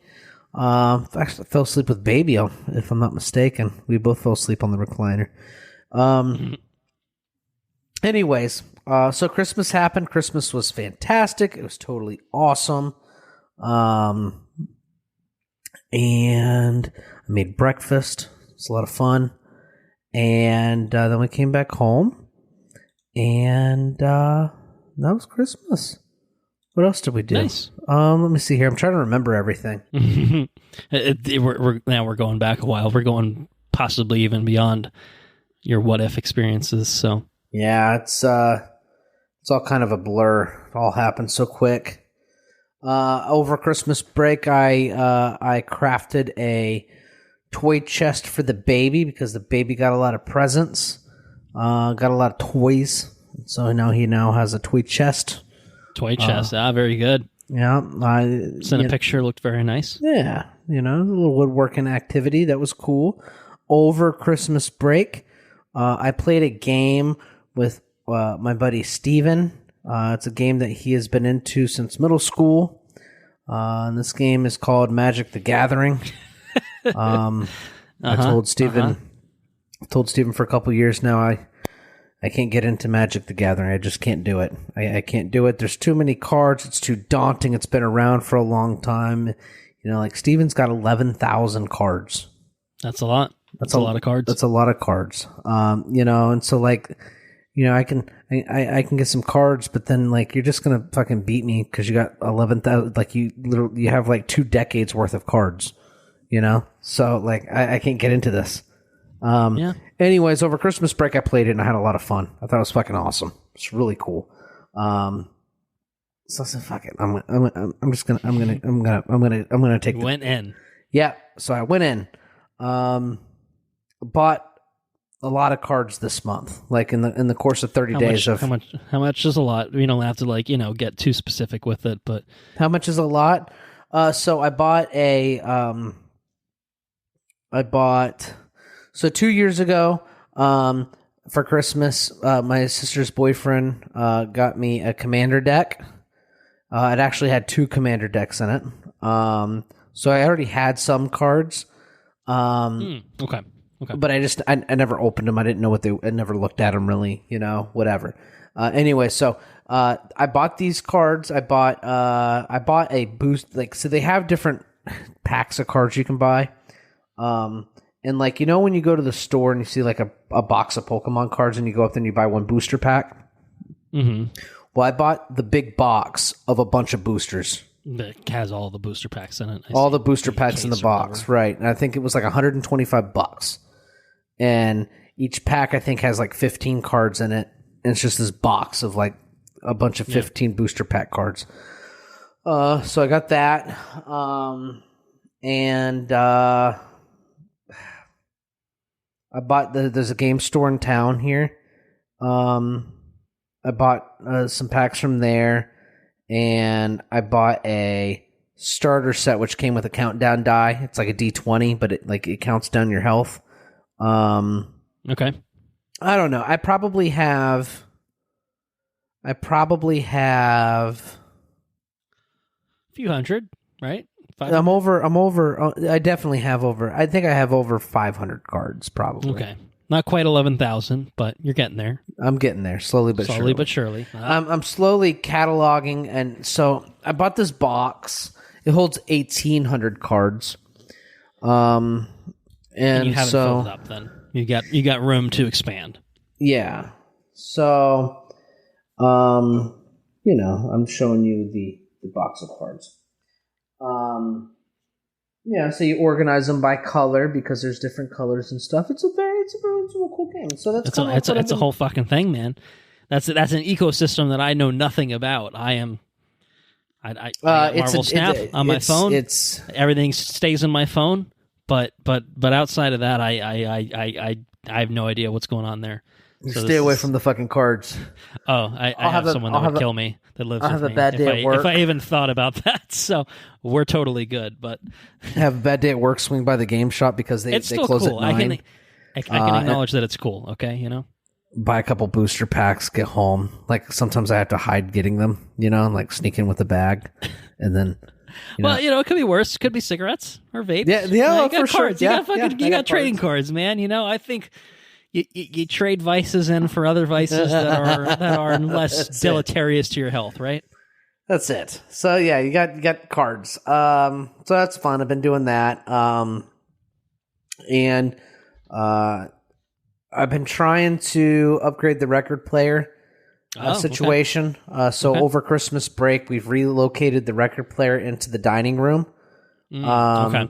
Which is kind of like a twofold win because now we have more room for records. Where the records before were like on like a little cart or next to the little cart. Or no, the cart did not have any storage options for records. So they were like limited to just the box next on the floor. You know what I mean?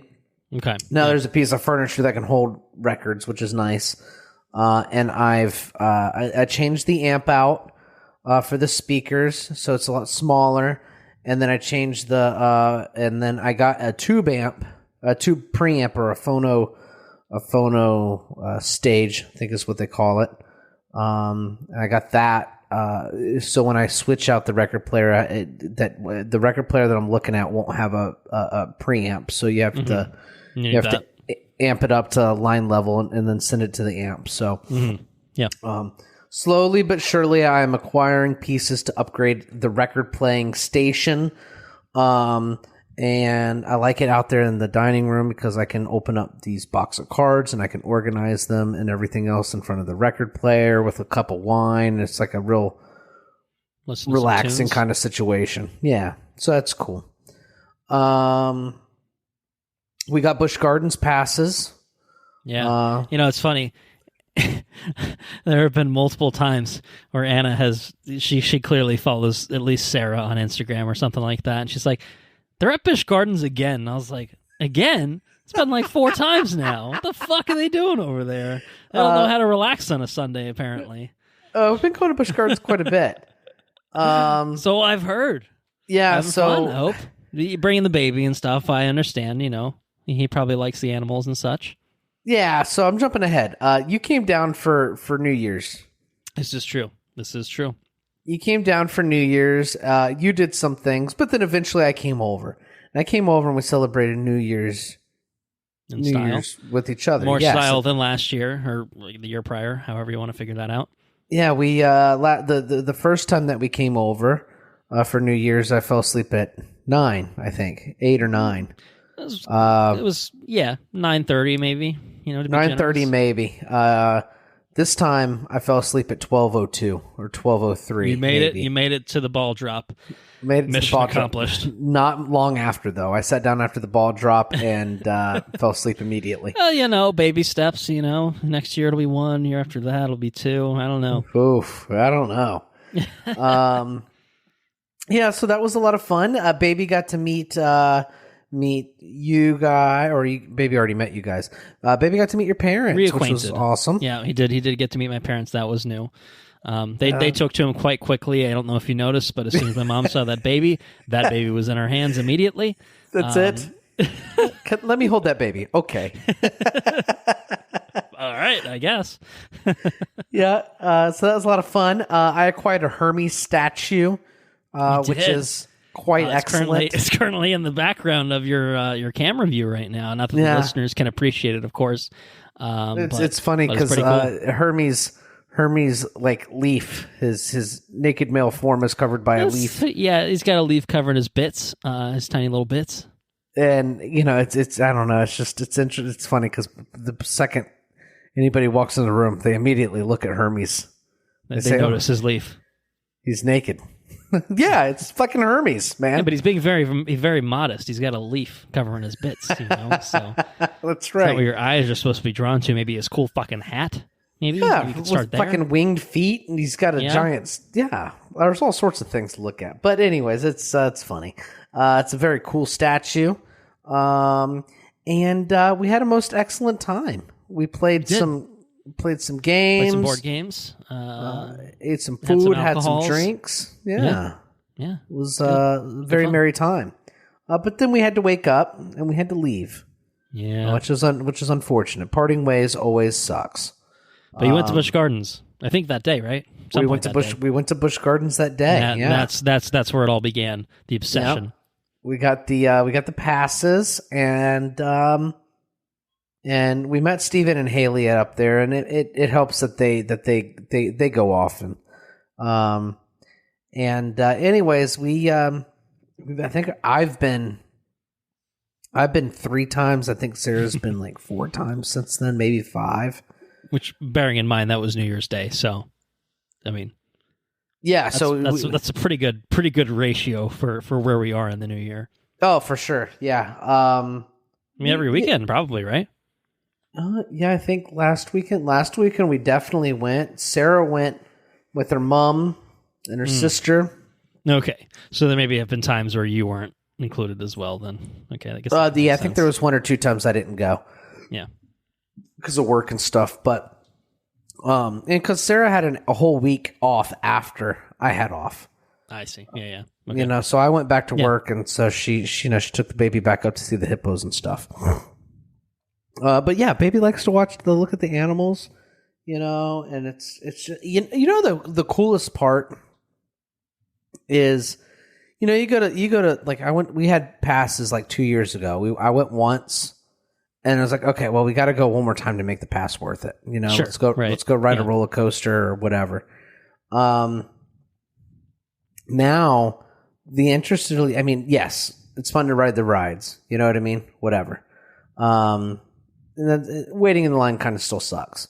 But the coolest thing is watching the baby experience all sorts of new things for maybe it's not the first time, maybe it's the first time he pays attention to something, but there's some new things going on at Busch Gardens he doesn't see at home. Yeah, absolutely. So little guys, they're doing Mardi Gras. Last time I went, it's the first week of Mardi Gras week or whatever. Yeah. And, I took the baby over and we watched a live jazz performance. Baby's first jazz performance. Yeah, and he was all right. He was having fun. He was smiling. He may not be totally into jazz, but you got to learn. You got to experience it at some point. And find out if it's for you. It's so cool. It's just baby stuff. Baby stuff is cool. Watching the baby see new things, and you're such a dad.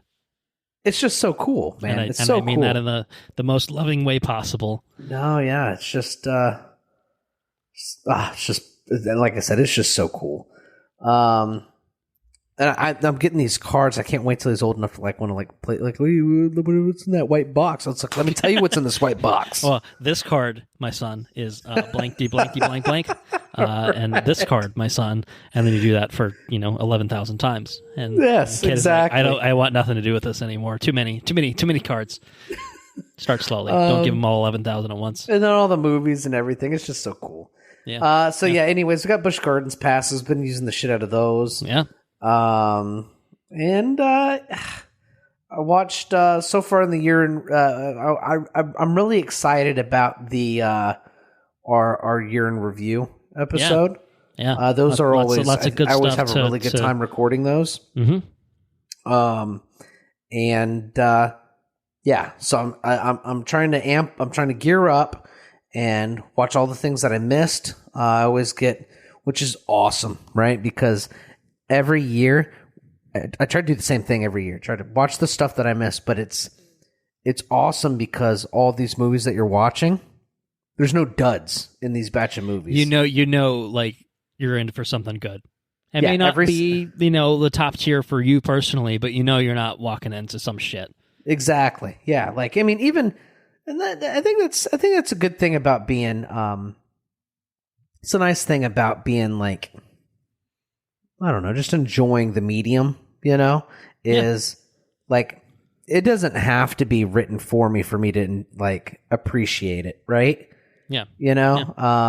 So I watched, I don't know what I've seen a couple of different things, but there's movies Saltburn that came up earlier. I know you watched that. Then it sounds like, for example, you take that as an example, right? Yeah, sure. That movie, I don't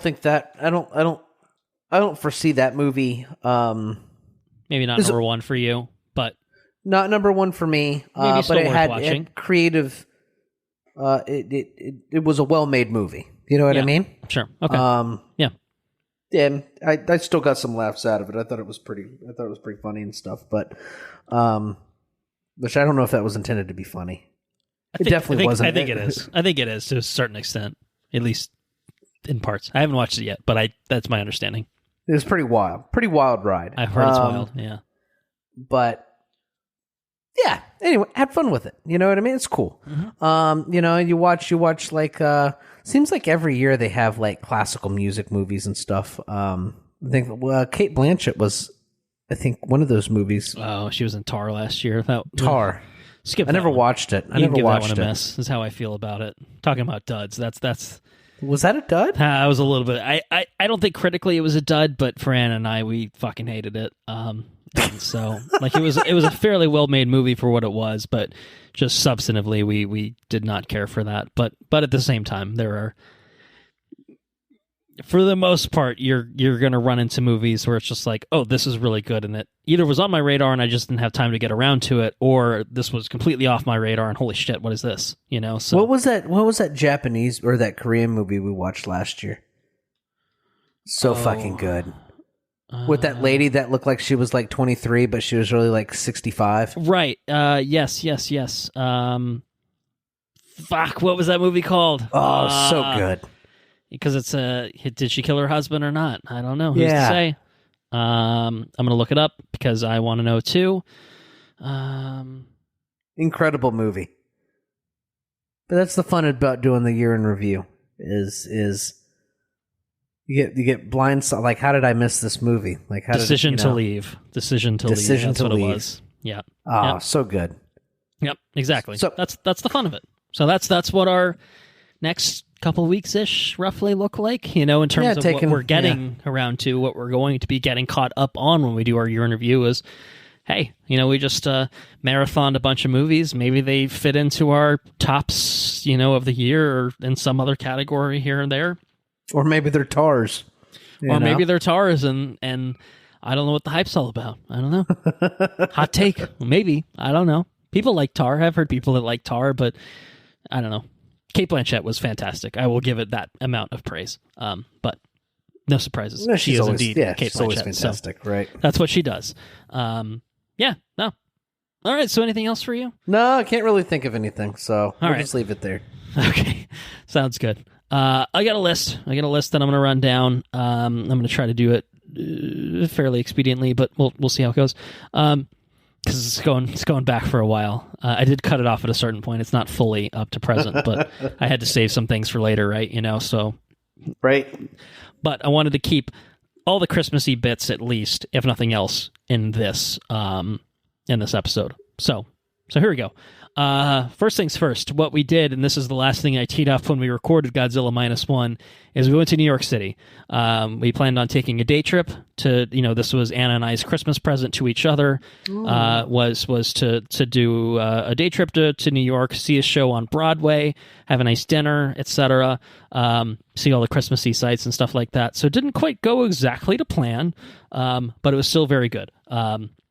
So we got in. We got into New York. We took a megabus, a very bouncy megabus, made it in, and we went to Winter Village at Bryant Park, which is like this whole setup of shops and restaurants. We had some stuff to eat. We had grand plans on going to Central Park and walking through Central Park, and we kind of just ran out of time. So we ended up going to the New York Public Library, which, if you remember the first bit in Ghostbusters, that's where that's set. You know? Okay. With the lion. With the lions. Yep. So we went in there. Really, really cool building. Very, very cool. And then we made our way to the Walter Kerr Theater, and we took in a show called Hadestown. We watched Hadestown on Broadway, and I'm going to circle back to that in a second. After that, we didn't really get to see a whole lot of sights, but we had a really, really lovely dinner at a place called Lily's Craft Kitchen. I got a filet mignon that was wrapped in bacon and topped with sautéed shrimp. It was good. Had a few beers. Her parents inadvertently were actually in town at the same time. They were seeing some sort of jazz show, I think either that night or the next night. So we met them for drinks. We met Anna's cousin for drinks as well. And so we didn't really end up with the time that we wanted to see like the big Christmas tree at Rockefeller Center. But it was good because we saw her family and we saw, you know, people, and we saw a really fun show and had a lovely, lovely, lovely dinner. We had we had a lot of, we were at dinner for like 2-3 hours, just eating, drinking, being merry and that sort of thing. So it was really, really fun. It was a nice day. We saw a lot of the Christmassy sights when we went a couple of years ago. And, you know, there's things that you can't get around to that we'll do next year. So anyway. I forgot something. I have to say it real quick. All right, go on. What do you have? Henrique and his wife Isleen, they came into Florida as well over the holidays. We met We met at a winery called Cooper's Hawk. I think Cooper's Hawk, Cooper's Creek. That's right. Cooper's Hawk. Yeah. Anyways, we had a lovely dinner. We drank some wine. Sarah and I became wine members, which is cool. Yeah, that's right. So that's how does that work? You got to go and pick them up, or do they send them to you? You can do either one, but we're going to go pick them up. It's an excuse to that go way there, you can go get a fancy dinner and have a nice date night or whatever, right? Yeah, exactly. Bingo. Very good. Nice. Good interruption. Henrique couldn't be here. Because again, he's too busy being fucking cool and shit in Mexico, eating good food and being on beaches and that sort of hard labor.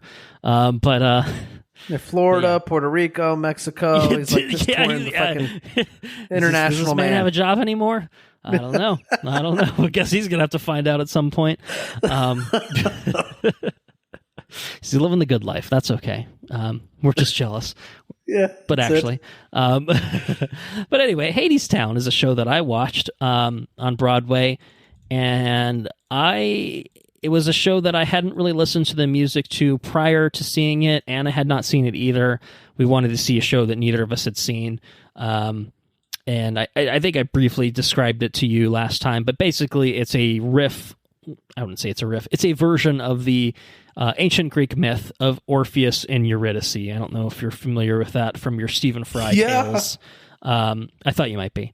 And so it's a musical of that story brought to life, with Orpheus having to go down to Hadestown, try to save the woman he loves, and try to save Eurydice, who he loves, exactly. And the I guess it's kind of basically that, but what if it was brought to life with like what if the styling and theming was kind of like a New Orleans jazz club, is that's kind of the idea of like kind of what it's like. Okay.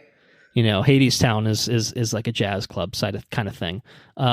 So that's kind of what it is. The story is the story, for anyone that knows the story.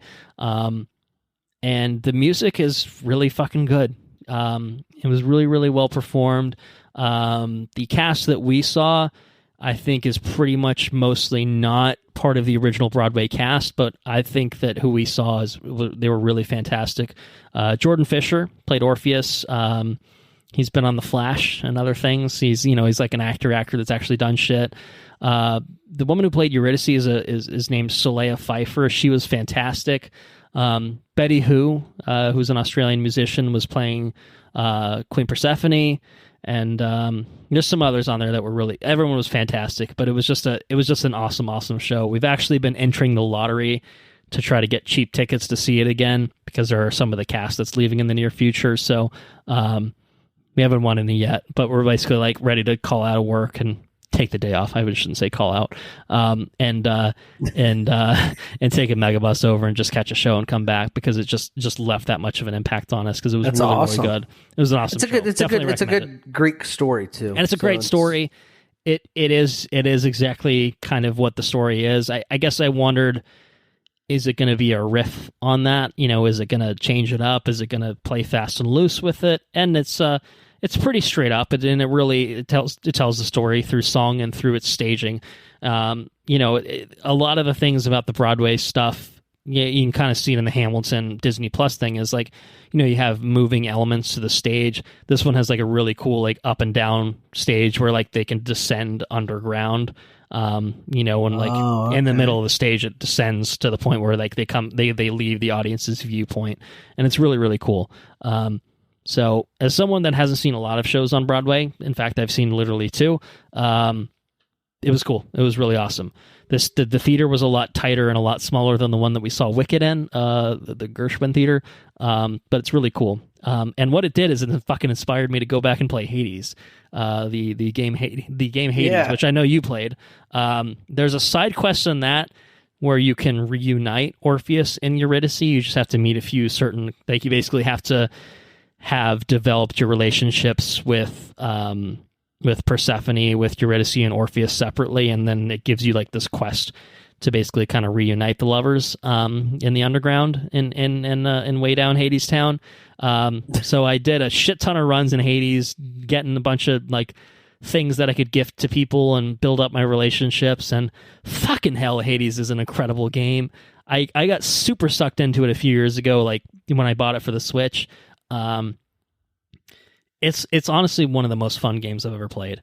And I know there's a Hades 2 that's coming out, I think maybe even this year, and I am stoked. Anna is going to fucking hate me in the same way that maybe when Sarah sees a booster pack of Magic the Gathering, she groans. As soon as I bust out the Switch, Anna's going to start groaning when Hades 2 comes out, but I don't even care. Hades is such a good game. I highly I wonder if I'd recommend enjoy it more it. none that I've yeah, well, know. it's really cool with the background. Like, and that's the thing, like, I think Anna almost gave me a pass because she's so into the Greek mythology that it was just like, yeah. I know you're annoyed that I'm playing the Switch right now and not doing something else, but like, look at it's this. I just united Orpheus, it's Dionysus, he's drinking some wine. It's like, hey man, like it's cool, man, that you didn't want to take my gift from me, but that's okay, man. Like it's all right, I don't even care, man.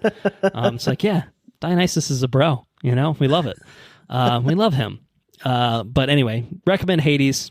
Coming back around to it, but I did reunite Orpheus and Eurydice, and so I have put Hades away.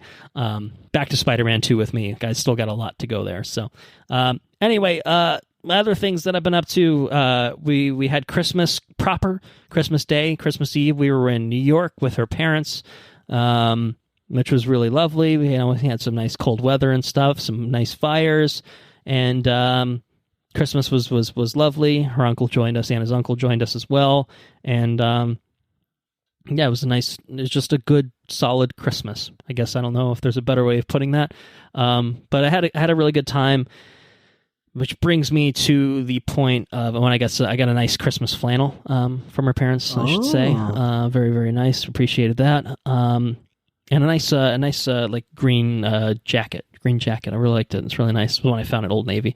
But we've been watching Christmas movies. I think Anna has decided that Christmas runs through January 25th, so there may be a Christmas movie or two to come after this episode. But of the Christmas movies that we've watched, I'm just going to run down the list.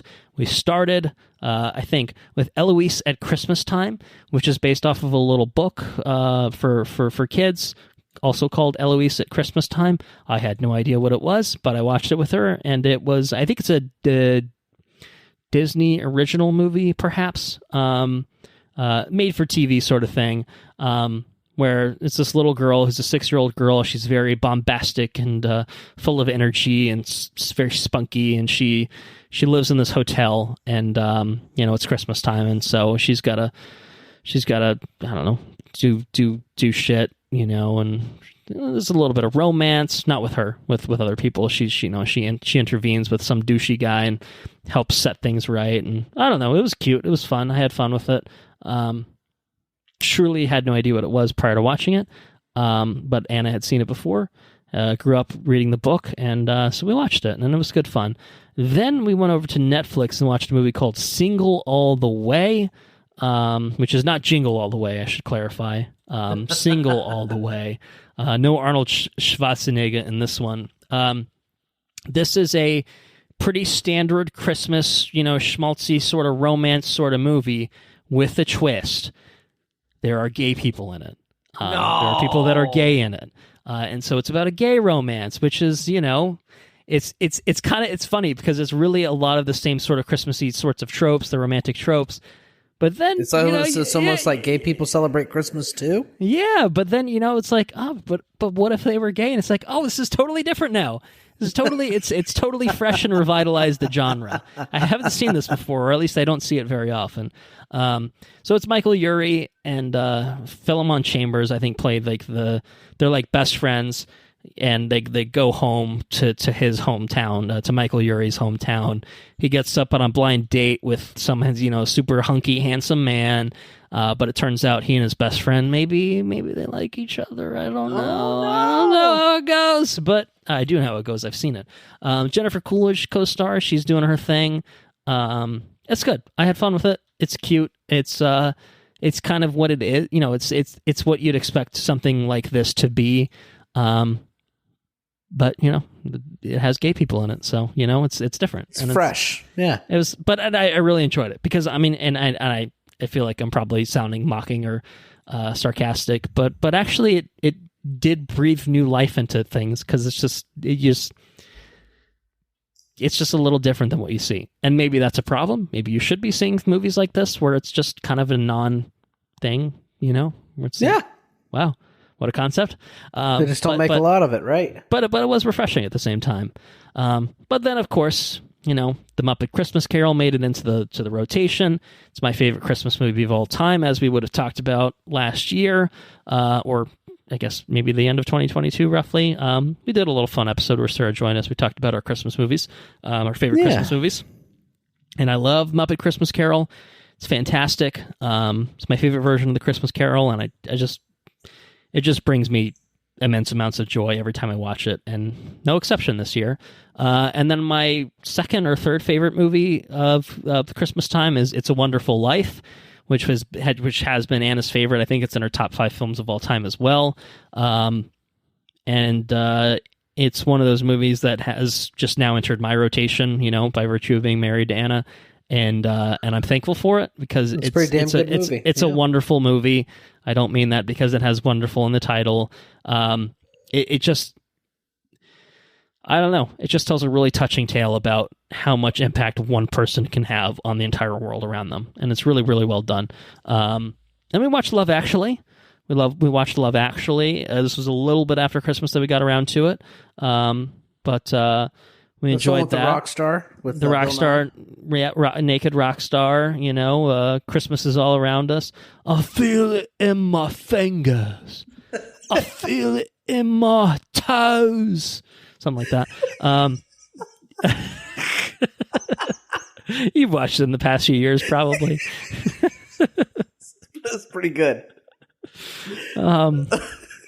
Yeah. My toes. Yeah, I Love Actually is it's a bit melodramatic and and sentimental, but it's good. I really enjoyed it. It's one of those things where certain stories, it's like What If. Certain stories are better than the other stories. So the Hugh Grant Prime Minister story is like the best of all of it. And then there are some like Alan Rickman and Emma Thompson and and he's cheating on her, and it's some of it's kind of a little bit more hard hitting and stuff. But it's I don't know, it's really good. It's good. Really enjoyed it. And I felt it in my fingers, but also in my toes. Rock star, yeah. Yeah, Bill Nye. He's having a fucking good time just playing a rock star. He's just like, yeah, my music's shit, but it's about Christmas, isn't it? That sort of thing. And then last but not least, and I will say not a whole lot on this movie for some reason. We watched The Holdovers, which is a new movie that came out in 2023, which is a Christmas movie directed by Alexander Payne, starring Paul Giamatti. I think you know a little bit about it, but for those who don't, I don't know if you've seen it yet, to be fair. I think it's streaming on Peacock. No, I haven't seen it yet, but I know they played trailers for it for like 3 years, it felt like. I feel like I was always seeing that goddamn That's certainly possible. Yes, I'll just inundate you with it and let the listeners know. It's Paul Giamatti is a teacher at this, I think, private school or some shit, and there are a few kids who don't get to go home over winter break, and so there's one teacher that's assigned to basically keep charge of them and look over them while they're stuck at the school for winter break, and Paul Giamatti is that teacher, and he's got a lazy eye, and he's a bit of a curmudgeon, a little bit of a dick and an asshole, and shenanigans ensue. It's really, really, really well done, really good. It's a great Christmas movie. It's also a good movie in its own right, and I think that it could be a Christmas mainstay. Is my bold prediction. It's my bold prediction. So anyway, I'll leave it at that. Maybe I'll talk about it on another episode. I don't know. I certainly couldn't say. I read a book. I read a Christmas book at Anna's recommendation called Let It Snow, 3 Holiday Romances by Maureen Johnson, John Green, and Lauren Miracle. It's like Love Actually, but for teens, is probably how I would describe it. So it's 3 short stories about characters that live in, or at least in or end up in the same town, and the stories kind of intersect and weave throughout each other. So the first one is this girl who's from out of town who gets stuck on a train in the snow. She goes into town and then meets a boy, and there's a romance that develops.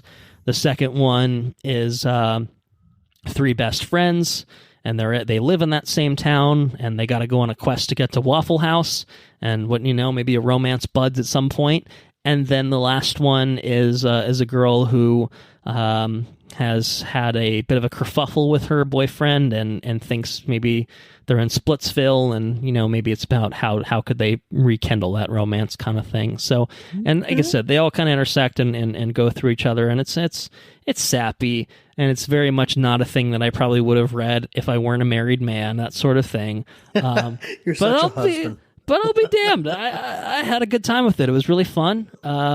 It was good. The short stories were distinct and different from each other, and in a good way. Like they each author's voice was really felt in each one, and I had fun with it. They made a Netflix movie out of it. Actually, I haven't watched it, but from what I read, just looking at it, looks like they changed a bunch of shit, and I'm like, I don't really need that. So, anyway, people may have heard of it that way. I think it's just called Let It Snow.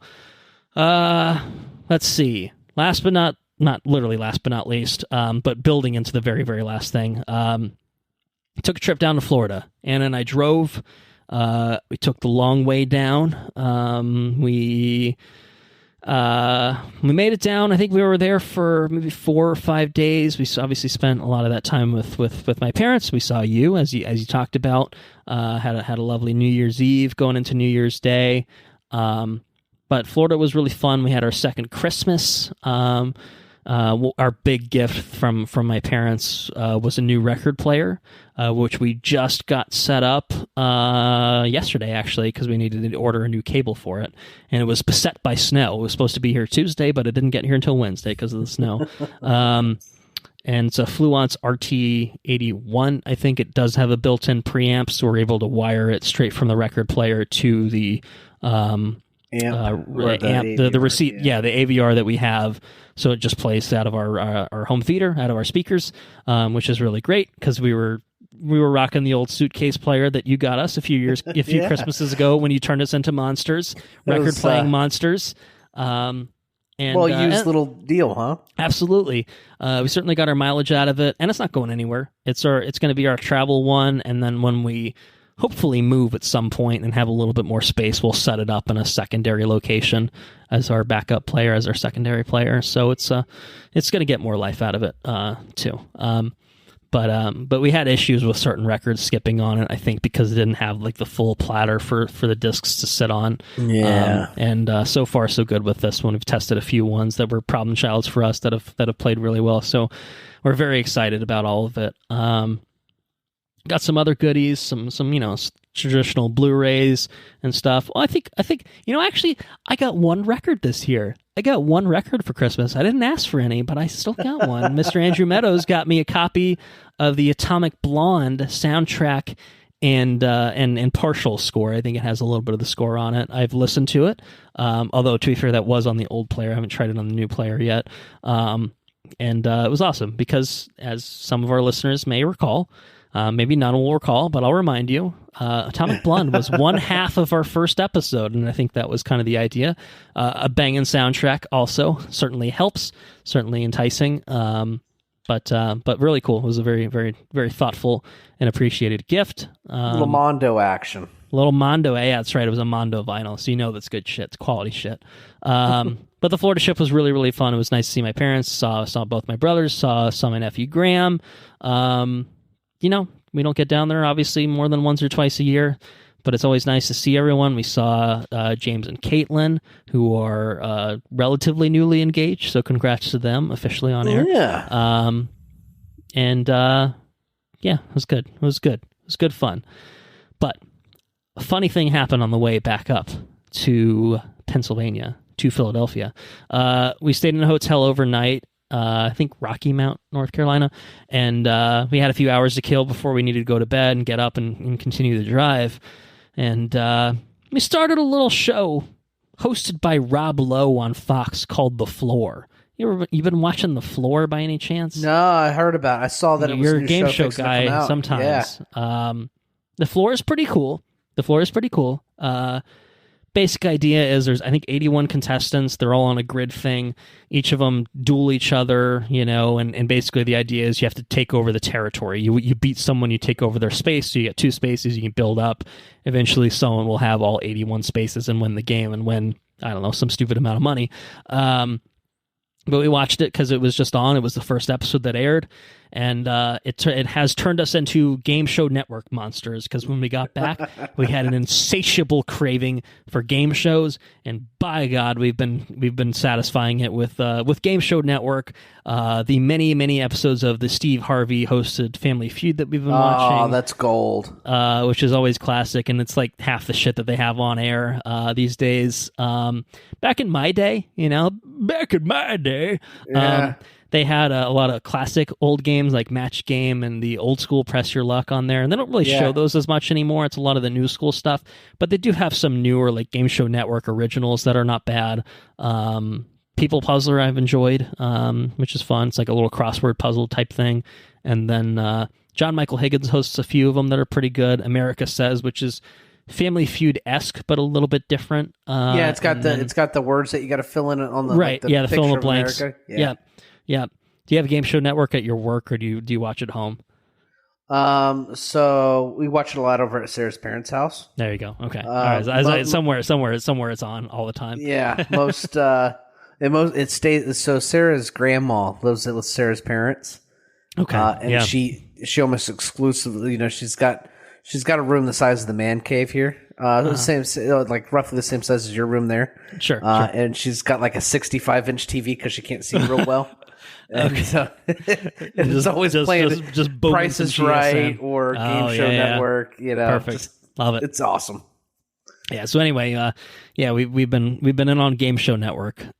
Celebrity Jeopardy we watched a little bit of as well, the new season, but we're only a couple episodes into that. So we catch Jeopardy and Wheel of Fortune every night. Yeah. Yep.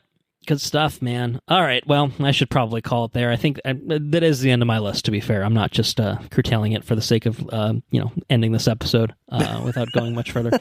But a lot to catch up on. It's what happens when we don't record for a month or so. But I think imagine if we had trailers. That's why we didn't have him in there. We'd be here. Imagine if we had Henrique on here. We'd be here fucking 6 hours, man. He'd have thoughts. You'd almost have an hour an episode. Yeah, probably. We could split it up with 9 episodes. 9 episodes of content. We're set up through September. Just September catching up on What If. Anyway, yeah, that's it. We'll certainly be back sooner than we were between this and our last regular episode recording and stuff like that. Hopefully, Killers of the Flower Moon, but we'll see. We'll figure it out, and then we'll be back for year in review, look ahead, all that good stuff. But I'm skipping ahead a little bit. Let me just go ahead and say thank you all for listening. If you enjoyed what you heard, please spread the word. We are on Patreon at patreon.com/watchreviewrepeat. Right now, it's going to be really good for early access to all of our regular episodes. Listening to this before, I get a chance to do the full, polished, edited version for all the regular listeners. You can go ahead and listen to the raw version of it, more or less, before anyone else. We'll certainly be doing bonus episodes, as I mentioned way long ago, in 2024, but we have to figure that out. We'll talk about that, figure it out. We've got, obviously, a lot on our plate for the next few weeks, I think, before we really need to turn our attention to that, but it is certainly something that we'll think about and talk about. So some more epics, maybe some other stuff. We'll find out. Mad Max Fury Road probably too. So maybe that's an epic. I think we maybe classify that as an epic. We can cheat if it's not. It's definitely an epic.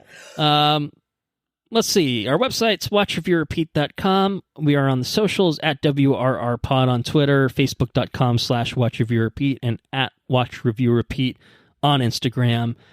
Go follow us, like us, or whatever it takes to hear from us there. If you have any questions, comments, or suggestions, you got some what if thoughts, you got some thoughts on maybe it was probably a good time to solicit thoughts on what's your favorite movie, TV show, favorite movies and TV shows of 2023. We like to include some sort of listener's corner for those episodes. Well, hopefully just episode for 2023, a year in review. Sometimes they get split into two if we get too mouthy and wordy, like we often do. But certainly, if you guys want to do some loose rankings or whatever, and send those our way, we'd be happy to include that on when we do get a chance to record that. So watch. Good chance we'll watch whatever you recommend too. Agreed. Yes, definitely. We've got time. We're happy. Like this is the point where we're just like we're just digesting as much as we possibly can in the time span that we have. At a certain point, we'll have to call it quits and cut it off, and we won't get a chance to watch everything, literally everything. But we're gonna try to see as much as we can. Certainly on the movie side of things, TV shows is a little harder. But it is what it is. So if you've got something to say, what I'm saying is you should send it our way. Okay. All right. Mm-hmm. Good? All right. Capiche? All right, very good. Intro and outro track is Mechanolith by Kevin MacLeod at Incompetech.com. Licensed under the Creative Commons by Attribution 3.0 license. Again, I skipped ahead a little bit, but Killers of the Flower Moon, I think, is what we'll hopefully be covering next. Obviously, that may have some crossover with 2023, a year in review. Maybe, potentially. I can't actually say until I've seen the damn thing. But I think because we have a little bit of time to kill before we need to get there, and I think because we wanted to cover that when it came out in the first place, it feels like a good bridge episode maybe. We have a little bit of news that I held back, not trailers, that we could probably throw in there. We didn't really talk about Echo as well, so maybe we could throw in an Echo conversation in there as well, should I get a chance to get those 5 episodes under my belt as well. So that will do it for this episode, so long as Andrew is ready to take our listeners out. Well, take care now. Bye-bye then. Laters on the Menjay.